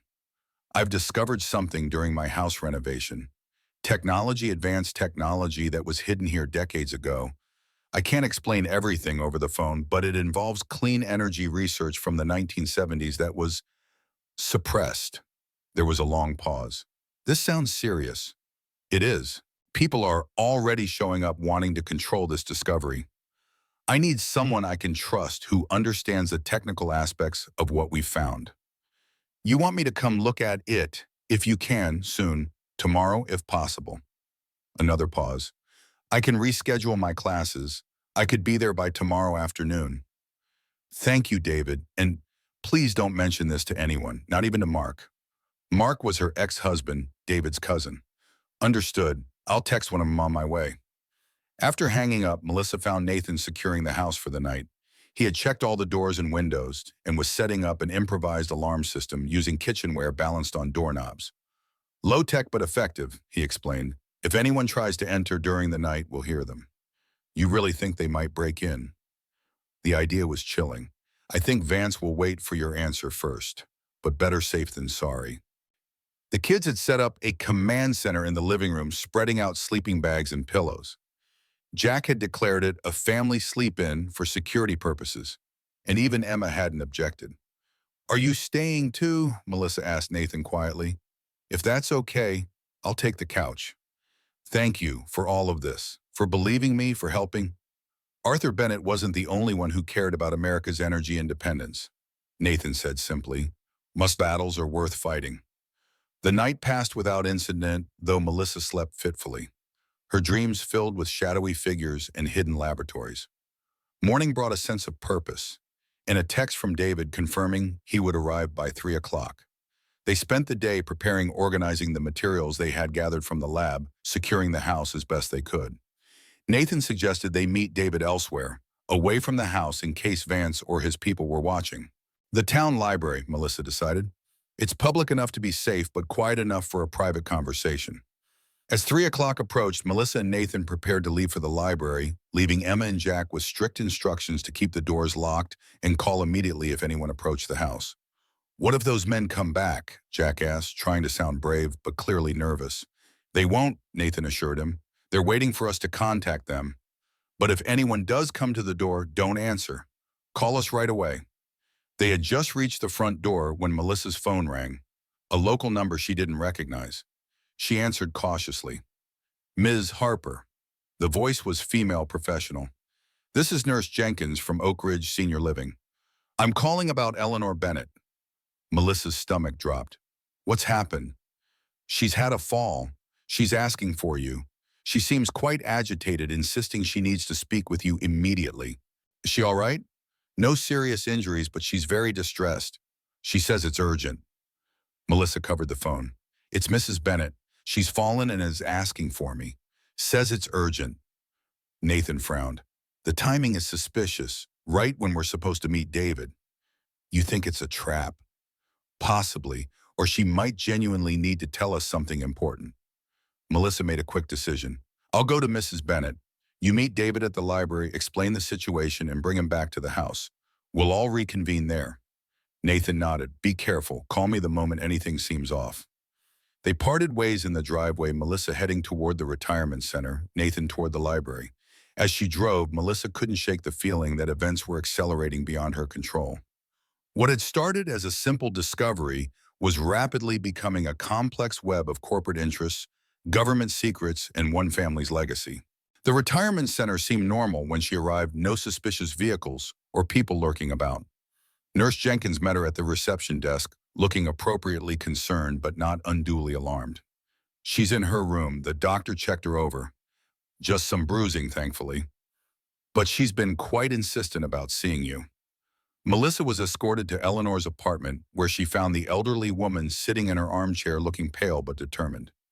You came, Eleanor said, as soon as the nurse had left them alone. Good, we don't have much time. What happened? Are you really all right? The fall was real enough, though perhaps not entirely accidental. I had a visitor this morning, a representative from Medicare, or so he claimed. Her voice dripped with skepticism. The questions quickly turned to Arthur's work, to you, to what might have been shared. When I showed him the door, I found myself becoming mysteriously dizzy on the way back to my chair. They drugged you, Melissa was horrified. Perhaps, or perhaps I'm just an old woman prone to dizzy spells. Either way, it served as a warning. They're escalating, Melissa. Vance and whoever he represents. Why, what's changed? They know you've found the lab. They know you've seen what Arthur created, and they're afraid of what you might do with that knowledge. Eleanor leaned forward, her eyes intense. Have you secured the red folder, the declassification documents? Yes, and we photographed the key technical journals. Good, but there's something else, something I didn't tell you before because I wasn't sure if you were truly committed to protecting Arthur's legacy. Eleanor struggled to rise. Help me, dear. I need to show you something. Melissa assisted her to a bookshelf in the corner. Eleanor removed what appeared to be a normal history book, revealing a small safe built into the wall behind it. With shaking hands, she entered a combination and opened the safe. Inside was a small metal box and a sealed envelope. Eleanor retrieved both and returned to her chair. Arthur didn't just hide his research in the lab. He created a fail-safe, a complete record of his most important findings stored away from the house in case the lab was ever discovered and raided. She handed Melissa the envelope. Inside are access codes to a secure digital cloud containing complete copies of all his research, updated and annotated until just before his death. He converted everything to digital format in the early 2000s with the help of a trusted former colleague. Where is this vault? How do we access it? The instructions are all there. Multiple copies stored on servers around the world with authentication protocols that would impress the NSA. A ghost of a smile crossed Eleanor's face. Arthur might have been born in the analog age, but he embraced the digital one with enthusiasm. She handed Melissa the metal box next. And this contains something perhaps even more valuable. The activation key for the primary device. The final component that makes the whole system work. Arthur removed it when he sealed the lab, keeping it separate as additional security. Melissa opened the box to find what looked like a sophisticated circuit board embedded in a metal housing about the size of a deck of cards. Without this, the central processing unit is just an interesting paperweight. With it, the entire system can be demonstrated, proven to work. Mrs. Bennett, why are you giving me all this now? Because they're not just watching anymore, Melissa. They're acting. The man who visited me this morning made it clear. They want Arthur's technology controlled. They know it works, or they wouldn't be so determined to acquire it. Eleanor's eyes were fierce despite her frail appearance. Arthur preserved this knowledge for the American people, not for corporate profits. It's time for it to serve its purpose. But what should I do with it? I'm not a scientist or a politician. I'm just a single mom trying to renovate a house. You're more than that. You're the person who found it, who recognized its importance, who chose not to simply sell it to the highest bidder. Eleanor took Melissa's hand. Arthur believed the right person would find his work when the time was right. I believe that person is you. As Melissa drove back toward the house, the envelope secure in her purse, the activation key hidden under the spare tire in her trunk, her mind raced with possibilities and dangers. Eleanor had entrusted her with the complete legacy of Project Morning Light, not just the physical lab, but the entire body of research and the key to proving it worked. The responsibility was enormous. So were the risks. She was so preoccupied that she almost missed the black SUV parked a block from her house. Almost, but not quite. Slowing down, she drove past her driveway, continuing to the next street before doubling back on foot through a neighbor's yard. From the cover of trees, she could see two men sitting in the SUV watching her house. They matched the description Emma had given of Vance's men. More worrying, a sedan she didn't recognize was parked in her driveway. Someone was inside her house. Someone who wasn't Nathan or David. Melissa dialed Nathan's number, her heart pounding. When he answered, she kept her voice low. There are men watching the house and someone's inside. Where are you? With David about 5 minutes away. Are the kids all right? I don't know. I can't see them from here. Stay hidden. We're coming now. Melissa ended the call and crept closer to the house using the trees and shrubs for cover. From a new vantage point, she could see movement inside. At least two figures moving around the living room. There was no sign of Emma or Jack. Fear knotted her stomach. Had Vance's people taken her children? Were they searching for the lab documents? Both her phone vibrated with a text. From Emma's phone, but the style was clearly Jack's. Hidden in treehouse. Men came in. Don't come home. Relief flooded through her. The kids were safe for now, but the men in her house were still a problem. Were they armed, dangerous? Would they hurt the children if they found them? Nathan and David arrived on foot. A few minutes later, approaching through the same neighbor's yard Melissa had used. David was a tall, academic-looking man in his 40s, clearly confused by the cloak-and-dagger nature of their meeting, but willing to follow Nathan's lead. Two in the SUV, at least two inside, Melissa reported. The kids are hiding in the treehouse. We need to call the police, David suggested reasonably. And tell them what, Nathan countered, that people are trespassing in search of classified energy technology from the 1970s. We need to handle this ourselves, at least for now. How? Melissa asked. We can't just confront armed men. No, but we can distract them. Nathan's military training was evident in his calm assessment of the situation. If we can draw the men from the SUV away, we can get to the kids, make sure they're safe. Then decide our next move. He outlined a simple plan. David would create a diversion down the street, drawing the attention of the men in the SUV. Meanwhile, Nathan and Melissa would circle around to the backyard, retrieve the kids from the treehouse, and escape through the neighboring properties. It worked better than they could have hoped. David's academic demeanor made him the perfect innocent bystander, appearing to take photos of historic homes on the street while accidentally focusing too long on the SUV. When the men emerged to confront him, Nathan and Melissa slipped into the backyard. Jack and Emma were indeed in the treehouse, wide-eyed but unharmed. They climbed down quickly when Melissa called softly to them. They just walked in, Emma whispered as they huddled behind a large oak tree. No knocking, nothing. Started searching everywhere. Did they find anything? Nathan asked. I don't think so. We grabbed the fire safe with the documents when we heard them coming in the back door. It's in the treehouse. Nathan squeezed her shoulder. Smart thinking. With the kids and the critical documents secured, they made their escape through the adjoining yards, eventually reuniting with David at a predetermined meeting point, the town park several blocks away. Those men were very interested in why I was photographing houses, David reported, not your typical burglars. They're not burglars, Melissa explained. They're corporate agents looking for technology developed by Eleanor Bennett's husband during the energy crisis of 1973. David's eyebrows rose. And I assume this is what you wanted me to examine? Yes, it's a solar energy collection and storage system far beyond anything available even today. At least that's what we think it is. They retreated to a local diner where they could talk privately in a corner booth. Over coffee, Melissa and Nathan explained everything they had discovered, showing David the photos they had taken of Arthur's technical journals and diagrams. As he studied the materials, David's expression shifted from polite interest to genuine amazement. This is extraordinary. If these efficiency ratings are accurate, this technology would revolutionize solar energy deployment. The storage density alone is beyond anything currently available. Could it work? Nathan asked. Even after 50 years. The principles are sound. Some of the materials might need updating, but the core concepts. David shook his head in wonder. This is genuine innovation, ahead of its time, then still revolutionary now. Invaluable, Melissa pressed, incalculably, both financially and strategically.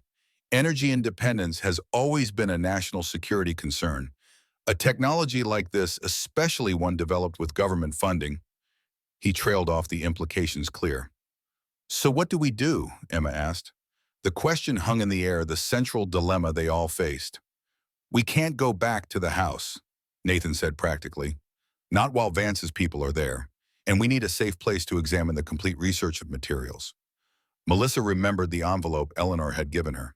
I have access codes to digital copies of all the research, and the activation key for the main device. David looked thoughtful. My department has secure facilities. We could access the digital vault from there, examine the research properly. But that would mean leaving Oak Ridge, Melissa pointed out. Leaving the house, the lab, everything we've worked on. Mom, Emma said quietly, the house is just a building. What's important is what Mr. Bennett created and what it could mean for people. Isn't that worth more than our renovation project? From the mouth of babes, Melissa thought, her 14-year-old daughter cutting straight to the heart of the matter. You're right. Of course you're right. She looked at Nathan. We need to get to Boston to David's lab, but we also need to protect what's in the basement lab. The physical prototype, the original documents. I have friends, Nathan said slowly. Former military, people I trust completely. They could secure the lab, make sure nothing is removed or destroyed while we're gone. It was a decisive moment, the point where they committed fully to protecting Arthur Bennett's legacy, even at the cost of their own safety and comfort. Melissa looked at each face around the table. Nathan's steady resolve, David's intellectual curiosity, Emma's newfound purpose, Jack's wide-eyed determination. Then that's what we'll do. We'll go to Boston, access the complete research, understand exactly what Arthur created, and then we'll decide how best to share it with the world, in a way that honors his original intention. As they finalized their plans, preparing to leave Oak Ridge temporarily, Melissa couldn't help but reflect on how far they had come from that first rainy night in a leaking house. What had begun as a renovation project had become a mission, one that connected them to the past and potentially to America's energy future. Arthur Bennett had preserved his revolutionary technology for 50 years, waiting for the right moment, the right people to bring it to light. Now that responsibility had fallen to an unlikely group. A divorced graphic designer, a former Navy security specialist, a MIT professor, and 2 children just trying to find their place in a broken family. But perhaps they were exactly the right people after all. The MIT engineering laboratory hummed with quiet efficiency as David Thompson examined the activation key Melissa had brought from Eleanor Bennett. 3 days had passed since their hasty departure from Oak Ridge. 3 days of intensive work accessing Arthur Bennett's digital archives, analyzing his research, and coming to terms with exactly what they had discovered. The elegance of this design is remarkable. Bennett solved problems we're still struggling with today, and he did it with the technology available 50 years ago. Can you make it work without the original prototype? Theoretically, yes. The digital archives include complete fabrication specifications. With modern materials, we could potentially build a functioning replica. But having the original activation key is crucial. It contains proprietary algorithms that would take months to reverse engineer. Is that why Vance and his people are so determined to get it? The algorithms. That's part of it, but I think what they really fear is proof. Physical, undeniable proof that this technology has existed for 50 years and was deliberately shelved. The public relations disaster alone would be catastrophic for the energy conglomerates involved. Emma looked up from the technical journals she'd been studying with surprising comprehension. So it's not just about the technology, it's about the cover-up. Exactly. Imagine the congressional hearings, the class action lawsuits, the public outrage when people learned that a viable alternative to fossil fuels was suppressed for half a century. Jack, who had been uncharacteristically quiet since their arrival in Boston, spoke up from his corner. But we're going to tell everyone, right? That's why we brought all this stuff here. It's not that simple, buddy. We need irrefutable proof, documentation, witnesses, and ideally, a working prototype that demonstrates the technology is viable. Nathan had been maintaining security monitoring news from Oak Ridge through his military contacts, who were discreetly watching the Bennett house. He joined the conversation with an update. My friends report that Vance's men have established a perimeter around the house. They're being careful, making it look like a standard home security service, but it's clear they're preventing access to the basement lab. Have they removed anything? Not that we can tell. I think they're waiting, hoping we'll return with the activation key and the digital archives. Melissa studied the activation key in David's hands. Such a small object to hold such potential significance. The culmination of Arthur Bennett's life's work preserved through decades of secrecy and caution. We need to go public with this. Not just the technology, but the whole story. The government project, the corporate suppression, everything. We need to be strategic. Going public without proper preparation could backfire. Vance and his people would deploy their considerable resources to discredit us, claim the technology is flawed or impractical. We need allies' documentation and preferably a working demonstration. Eleanor mentioned that Arthur had a trusted colleague who helped him digitize the research. If we could find that person, already working on that, based on the metadata in the digital files, I've identified a potential candidate, Dr. William Chen, former Department of Energy scientist, now retired and living in Vermont. I've reached out through academic channels very discreetly. What about the FBI or Department of Justice? This is corporate corruption on a massive scale. Without hard evidence of criminal wrongdoing, they'd be reluctant to get involved. Corporate influence over promising technology isn't technically illegal, even if it's ethically questionable. Emma, who had been following the conversation closely, offered a perspective that only a teenager could bring. What about social media? If we posted even part of this story with some of the technical documentation, it would go viral. They couldn't stop it once it's out there. And that's precisely why it's so dangerous. Vance's people would come after us directly if we tried that approach. We need institutional protection before we go public. Jack had wandered over to the window, staring out at the MIT campus. Someone's here. Black car men in suits. Nathan was at the window in an instant, his posture tense. Government plates. Could be FBI, could be Department of Energy. Either way, they found us. How we were careful. Academic networks aren't as secure as you might think. And we accessed restricted historical archives related to Project Morning Light. That would trigger monitoring systems. What do? We don't run. That makes us look guilty. We meet them head-on, control the narrative. David, secure the activation key in the most sensitive documents. Melissa, you're our spokesperson. You found this technology. It's your house, your story to tell. Emma, Jack, let the adults do the talking, but stay close. The knock on the laboratory door came minutes later. Firm, authoritative, but not aggressive. David opened it to reveal two individuals. A stern-looking woman in her 50s with a government badge and a younger man carrying a secure briefcase. Dr. Thompson, I'm Special Agent Sarah Cartwright, Department of Energy Office of Intelligence and Counterintelligence. This is Dr. Martin Reeves, our technical consultant. We need to speak with you regarding access patterns to classified historical energy research. Of course, please come in. My colleagues and I have been conducting historical research on alternative energy development during the 1970s energy crisis. Purely academic interest. Agent Cartwright's gaze swept the laboratory, taking in the technical diagrams, the computer displays showing energy conversion formulas, and the four people watching her warily. Dr. Thompson, let's dispense with the pretense. We know you've accessed digital archives related to Project Morning Light. We know you're in contact with Eleanor Bennett, widow of Arthur Bennett, the project's lead scientist. And we know you've recovered materials from the Bennett residence in Oak Ridge. What we don't know is your intention. And our intention is historical research and technological evaluation. This isn't an academic matter, Dr. Thompson. Project Morning Light remains sensitive even 50 years later. Melissa stepped forward. Agent Cartwright, I'm Melissa Harper.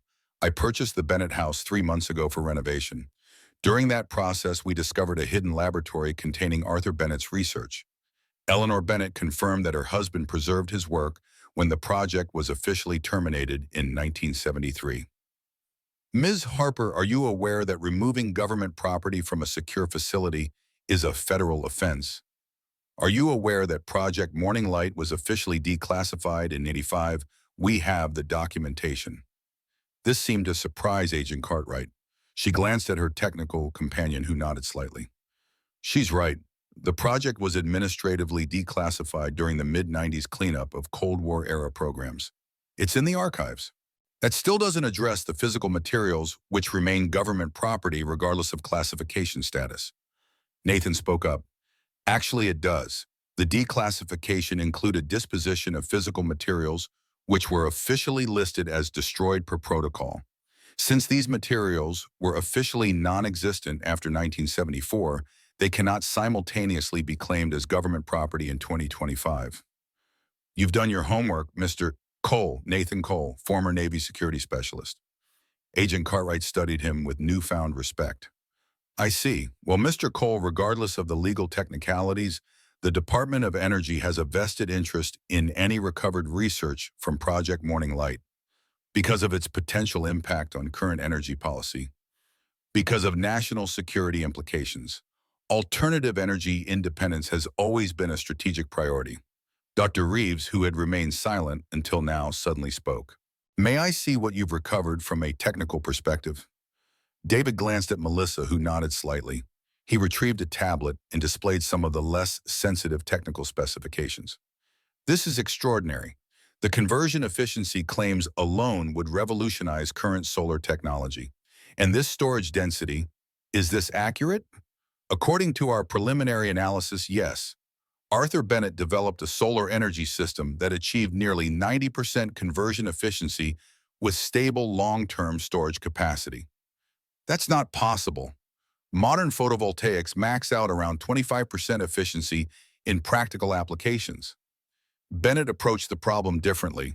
Instead of improving existing photovoltaic technology, he developed a completely different collection method based on quantum electron manipulation. Dr. Reeves studied the technical specifications with growing excitement. If this is legitimate, do you have a working prototype? The original prototype remains in the Bennett house, currently inaccessible due to private security forces employed by a man named Richard Vance, who claims to represent energy sector interests. Agent Cartwright's expression hardened. Richard Vance is involved in this. You know him. The department has encountered Mr. Vance before. He represents a consortium of energy companies with a long history of aggressive technology acquisition, not always through legal channels. He threatened my family, broke into my house. His men are still occupying my property. This information seemed to shift something in Agent Cartwright's assessment. That changes the situation. Corporate interference with potentially declassified government research raises serious jurisdictional questions. Then help us.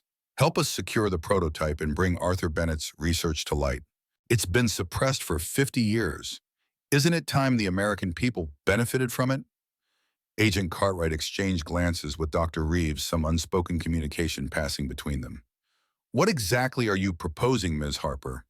A joint operation. Your department has the authority to secure the Bennett house and the laboratory beneath it. We have the activation key and the complete digital archives. Together, we can validate the technology and determine the appropriate path forward. And what do you expect in return? Recognition of Arthur Bennett's contribution, a commitment to developing this technology for public benefit, not corporate profit, and protection for my family and everyone involved in bringing this to light. That's a significant ask. It's a significant technology. Agent Cartwright considered this her professional reserve, masking whatever thoughts were racing behind her eyes. I need to consult with my superiors. This goes beyond my authority to decide unilaterally. Of course, but while you're consulting, Vance's people are securing their position at my house, potentially preparing to remove or destroy evidence.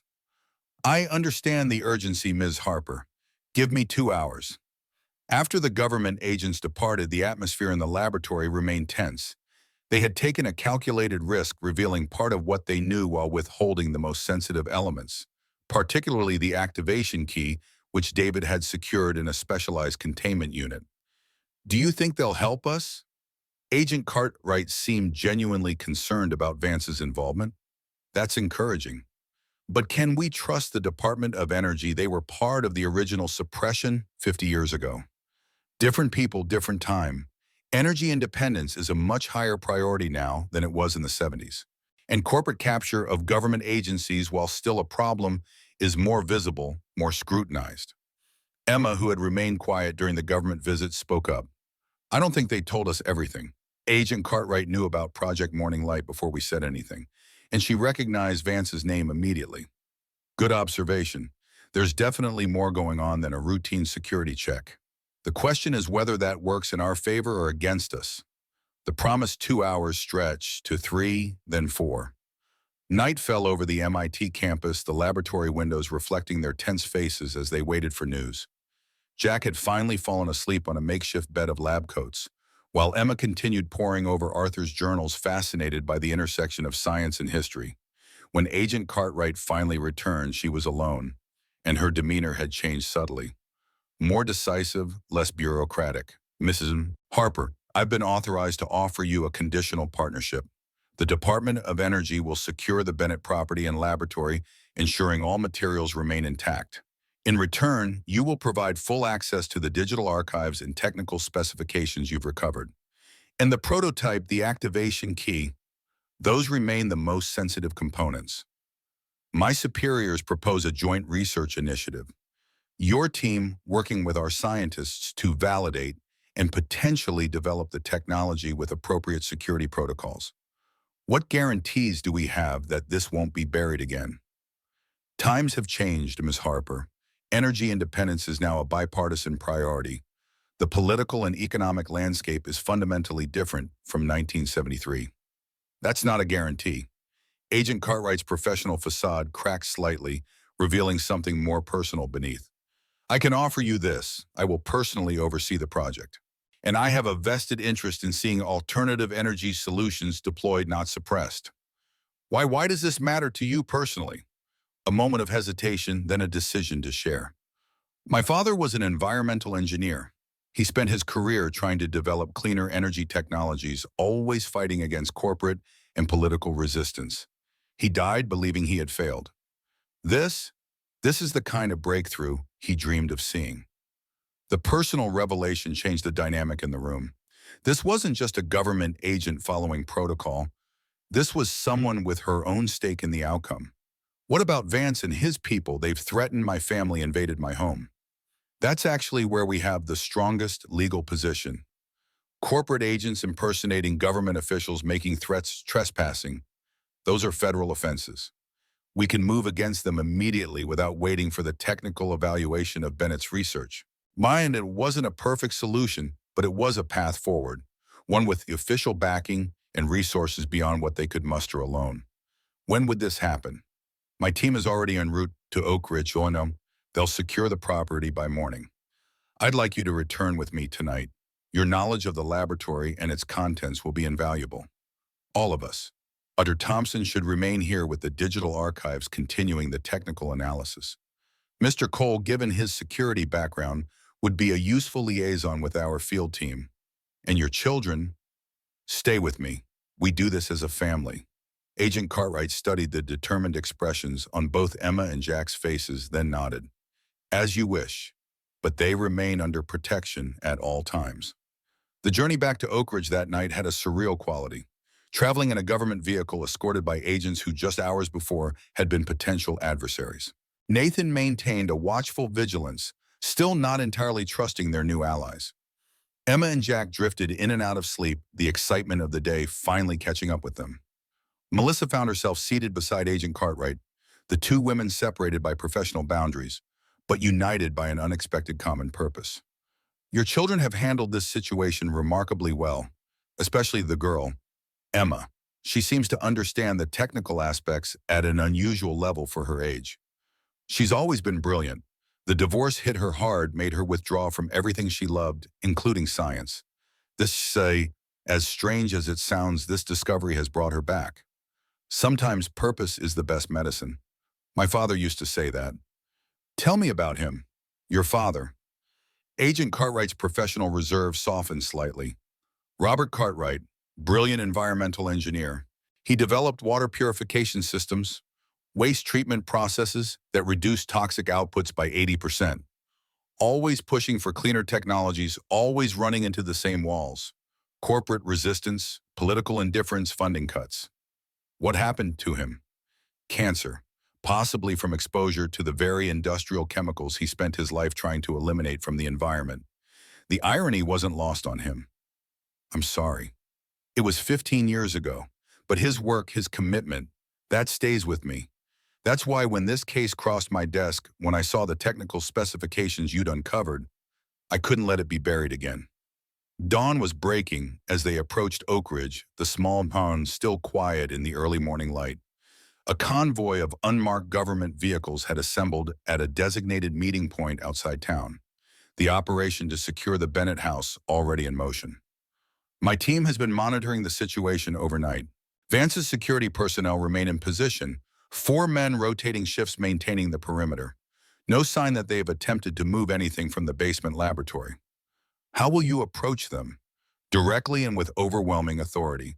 We have federal warrants based on multiple violations, impersonating government officials, trespassing, potential theft of declassified research materials. They'll be removed and detained while we secure the site. And if they resist, they won't. Men like that understand the hierarchy of power. When real federal agents arrive with legitimate credentials and sufficient numbers, they'll stand down.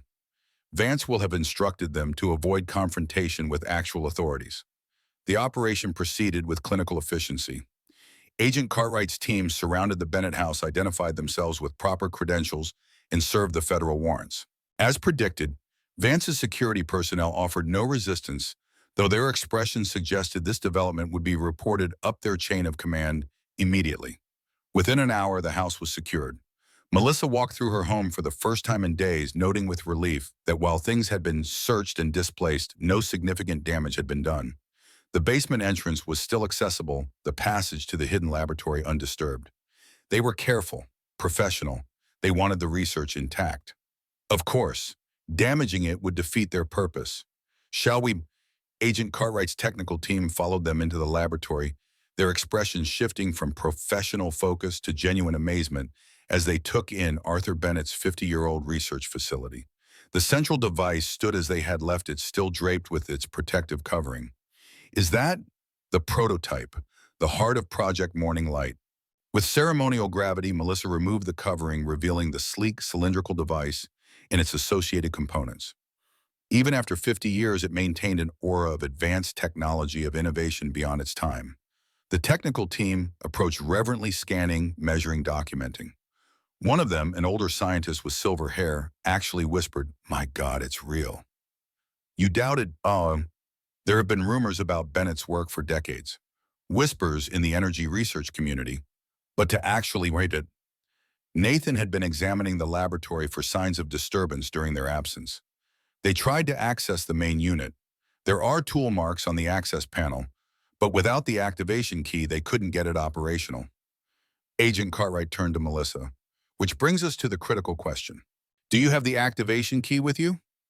This was the moment of truth, the point where their tentative trust in these government representatives would be tested. Melissa had kept the activation key secure during their journey, hidden in a specially designed container David had provided. I do, but before I provide it, I need your absolute assurance that Arthur Bennett's work will be properly acknowledged and developed for public benefit, not classified again and hidden away. You have my word, Ms. Harper, and more importantly, you have the department's formal commitment. My superiors have authorized me to offer you and Dr. Thompson positions as civilian advisors to the research team that will evaluate and potentially develop this technology. Full transparency, public recognition of Bennett's contribution, and a commitment to deployment rather than suppression. Why should we believe that what's changed since 1973? Everything. The geopolitical landscape, the climate crisis, the public awareness of corporate influence on energy policy, and perhaps most importantly, the internet, the inability to completely suppress information once it reaches the public domain. She gestured to Emma. Your daughter was right about that. Once this story breaks, there's no putting it back in the box. After a moment of consideration, Melissa nodded to Nathan, who retrieved the activation key from its hiding place. The technical team accepted it with the reverence of archaeologists handling a priceless artifact. Will it still work after all this time? According to Bennett's records, the system was designed for a minimum 50-year operational lifespan with minimal degradation. We're just at that threshold now. The senior technician carefully examined the activation key, comparing it to the access port on the main device. The interface is compatible. Power systems show residual charge. If the internal components have maintained integrity, there's a good chance it will still function. Then let's find out. The activation procedure detailed in Arthur's technical journals was methodical and precise. The key was inserted into the primary unit diagnostic systems, engaged power reserves checked. Each step was performed with careful documentation, creating an unimpeachable record of the process.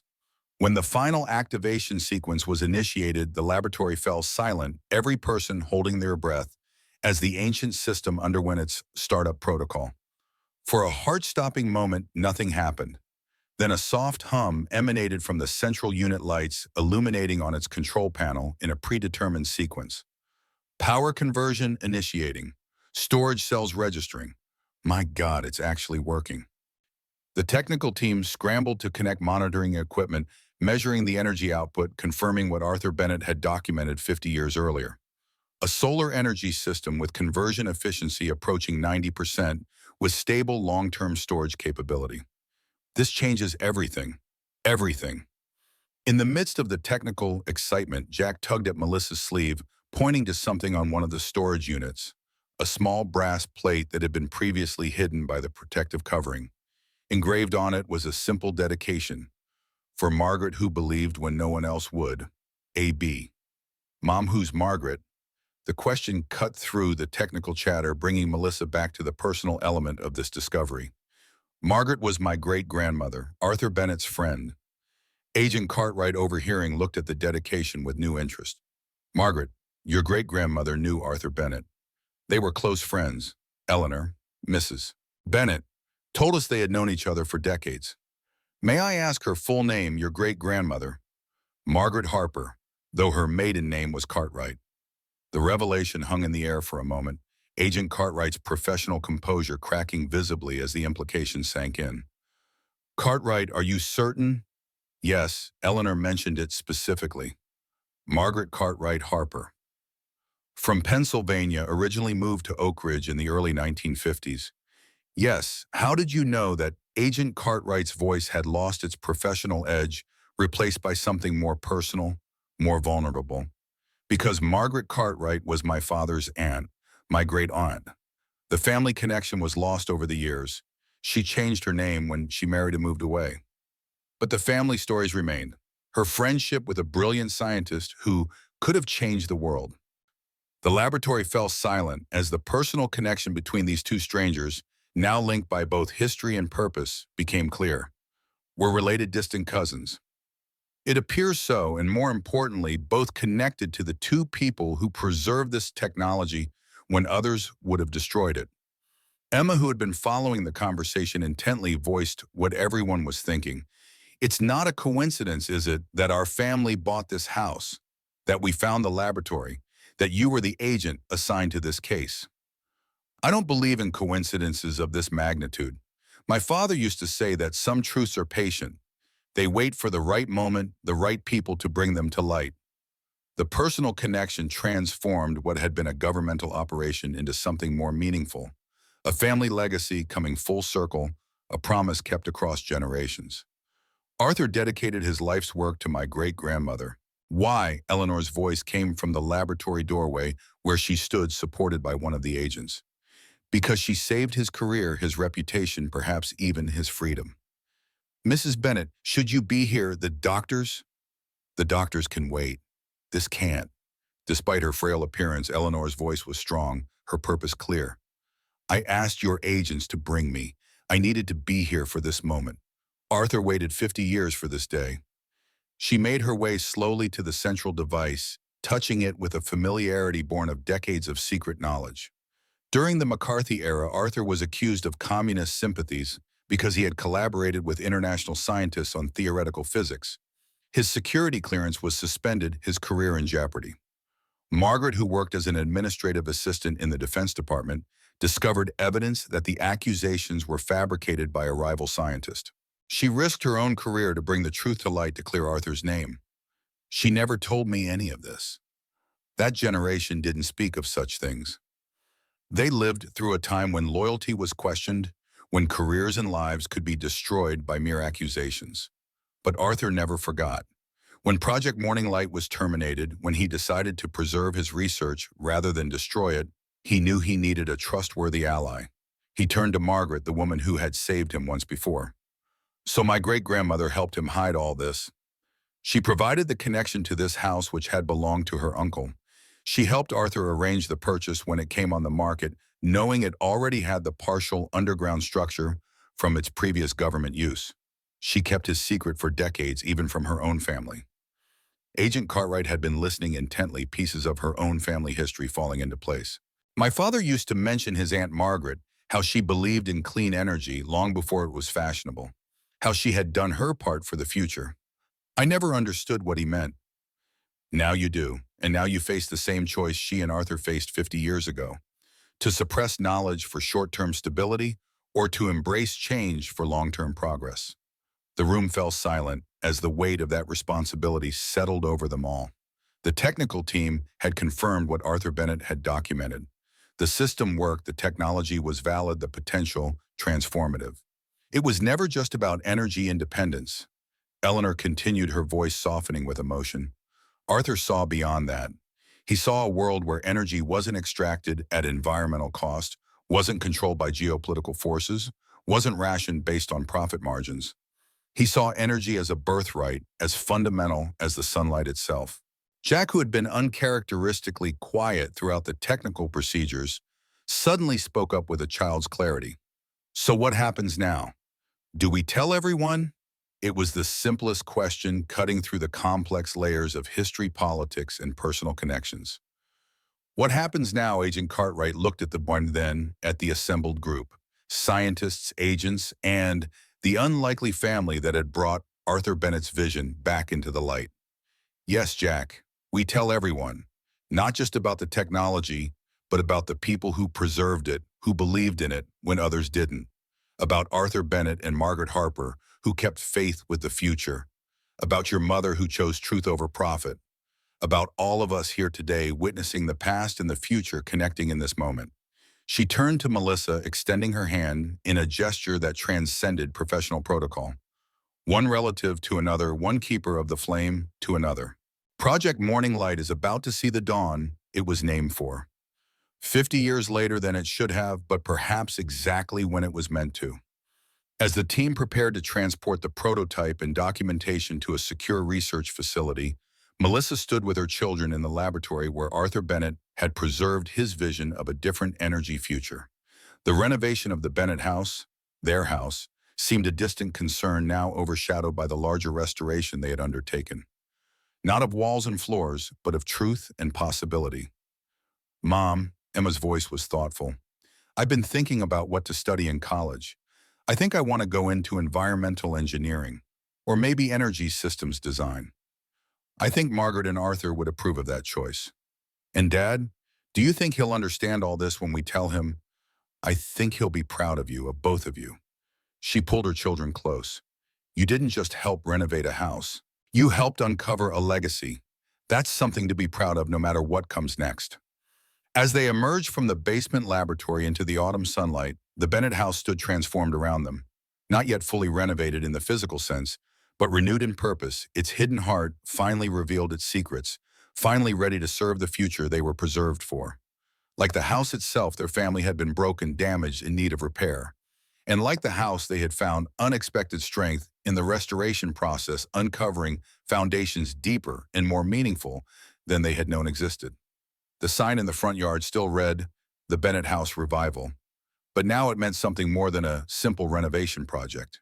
It meant the revival of a vision, a legacy, a promise kept across generations.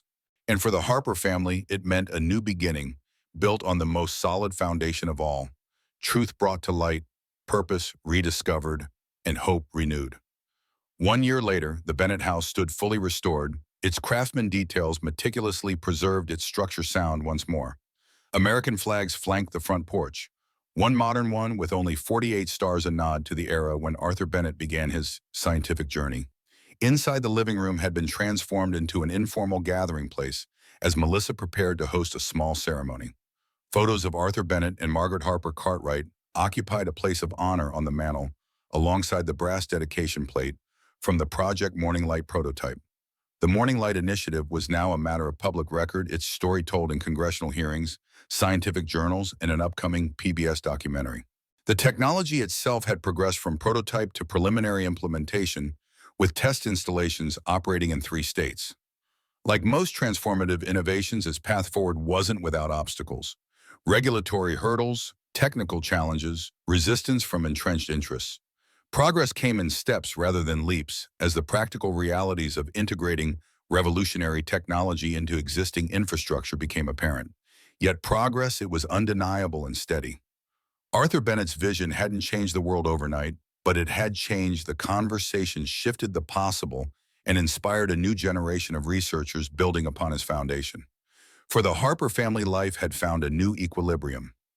Emma's bedroom walls were now covered with scientific diagrams alongside her artwork.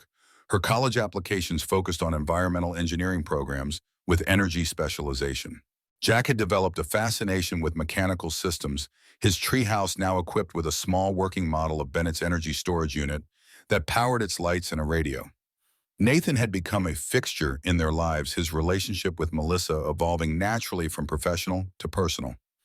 His security consulting business had expanded to include advising on energy infrastructure protection, his military experience finding unexpected application in civilian life. Eleanor Bennett had witnessed the public recognition of her husband's work before passing peacefully 6 months after the discovery, satisfied that Arthur's legacy was finally secure. She was buried beside him in Oak Ridge Cemetery, their headstone bearing a simple engraving, "They kept faith with the future." Richard Vance and his corporate backers had retreated from direct confrontation, though their influence could still be felt in regulatory delays and skeptical media coverage. Some battles continued in courtrooms and congressional chambers, but now in the light of public scrutiny rather than behind closed doors. Agent Sarah Cartwright had kept her promise, ensuring Arthur Bennett received full recognition for his innovation. The family connection she shared with Melissa had deepened over the months of working together, 2 branches of a family tree reconnected through a shared commitment to truth and progress. As the guests began to arrive for the dedication ceremony, local officials, research team members, neighbors who had helped with the renovation, Melissa adjusted the small bronze plaque that would be installed beside the front door. It read, "The Bennett Harper House, where 2 Americans preserve knowledge for future generations. Their loyalty was not to profit or power, but to possibility, 1973 to 2025. The legacy of Project Morning Light would be measured not just in kilowatts and efficiency ratings, but in the courage of those who protected knowledge when others would suppress it. One scientist who refused to destroy his life's work. One administrative assistant who kept his secret. One family who uncovered the truth decades later and chose responsibility over reward. They had each in their time upheld the finest American tradition, the belief that advances in human knowledge belong not to corporations or governments, but to the people and their posterity.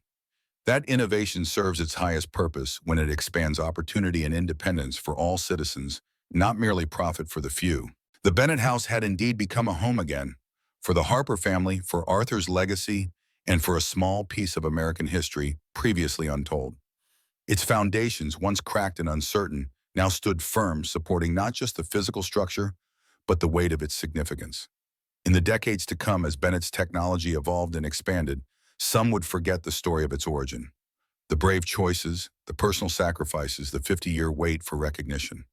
But here in this house, the memory would remain passed down through generations like the most valuable of inheritances. A reminder that sometimes the most patriotic act is not blind allegiance to authority, but the moral courage to preserve truth against pressure, to protect knowledge against suppression, to serve the future even when the present fails to understand. The broken foundations had been not just repaired, but strengthened, ready now to support whatever the future might build upon them.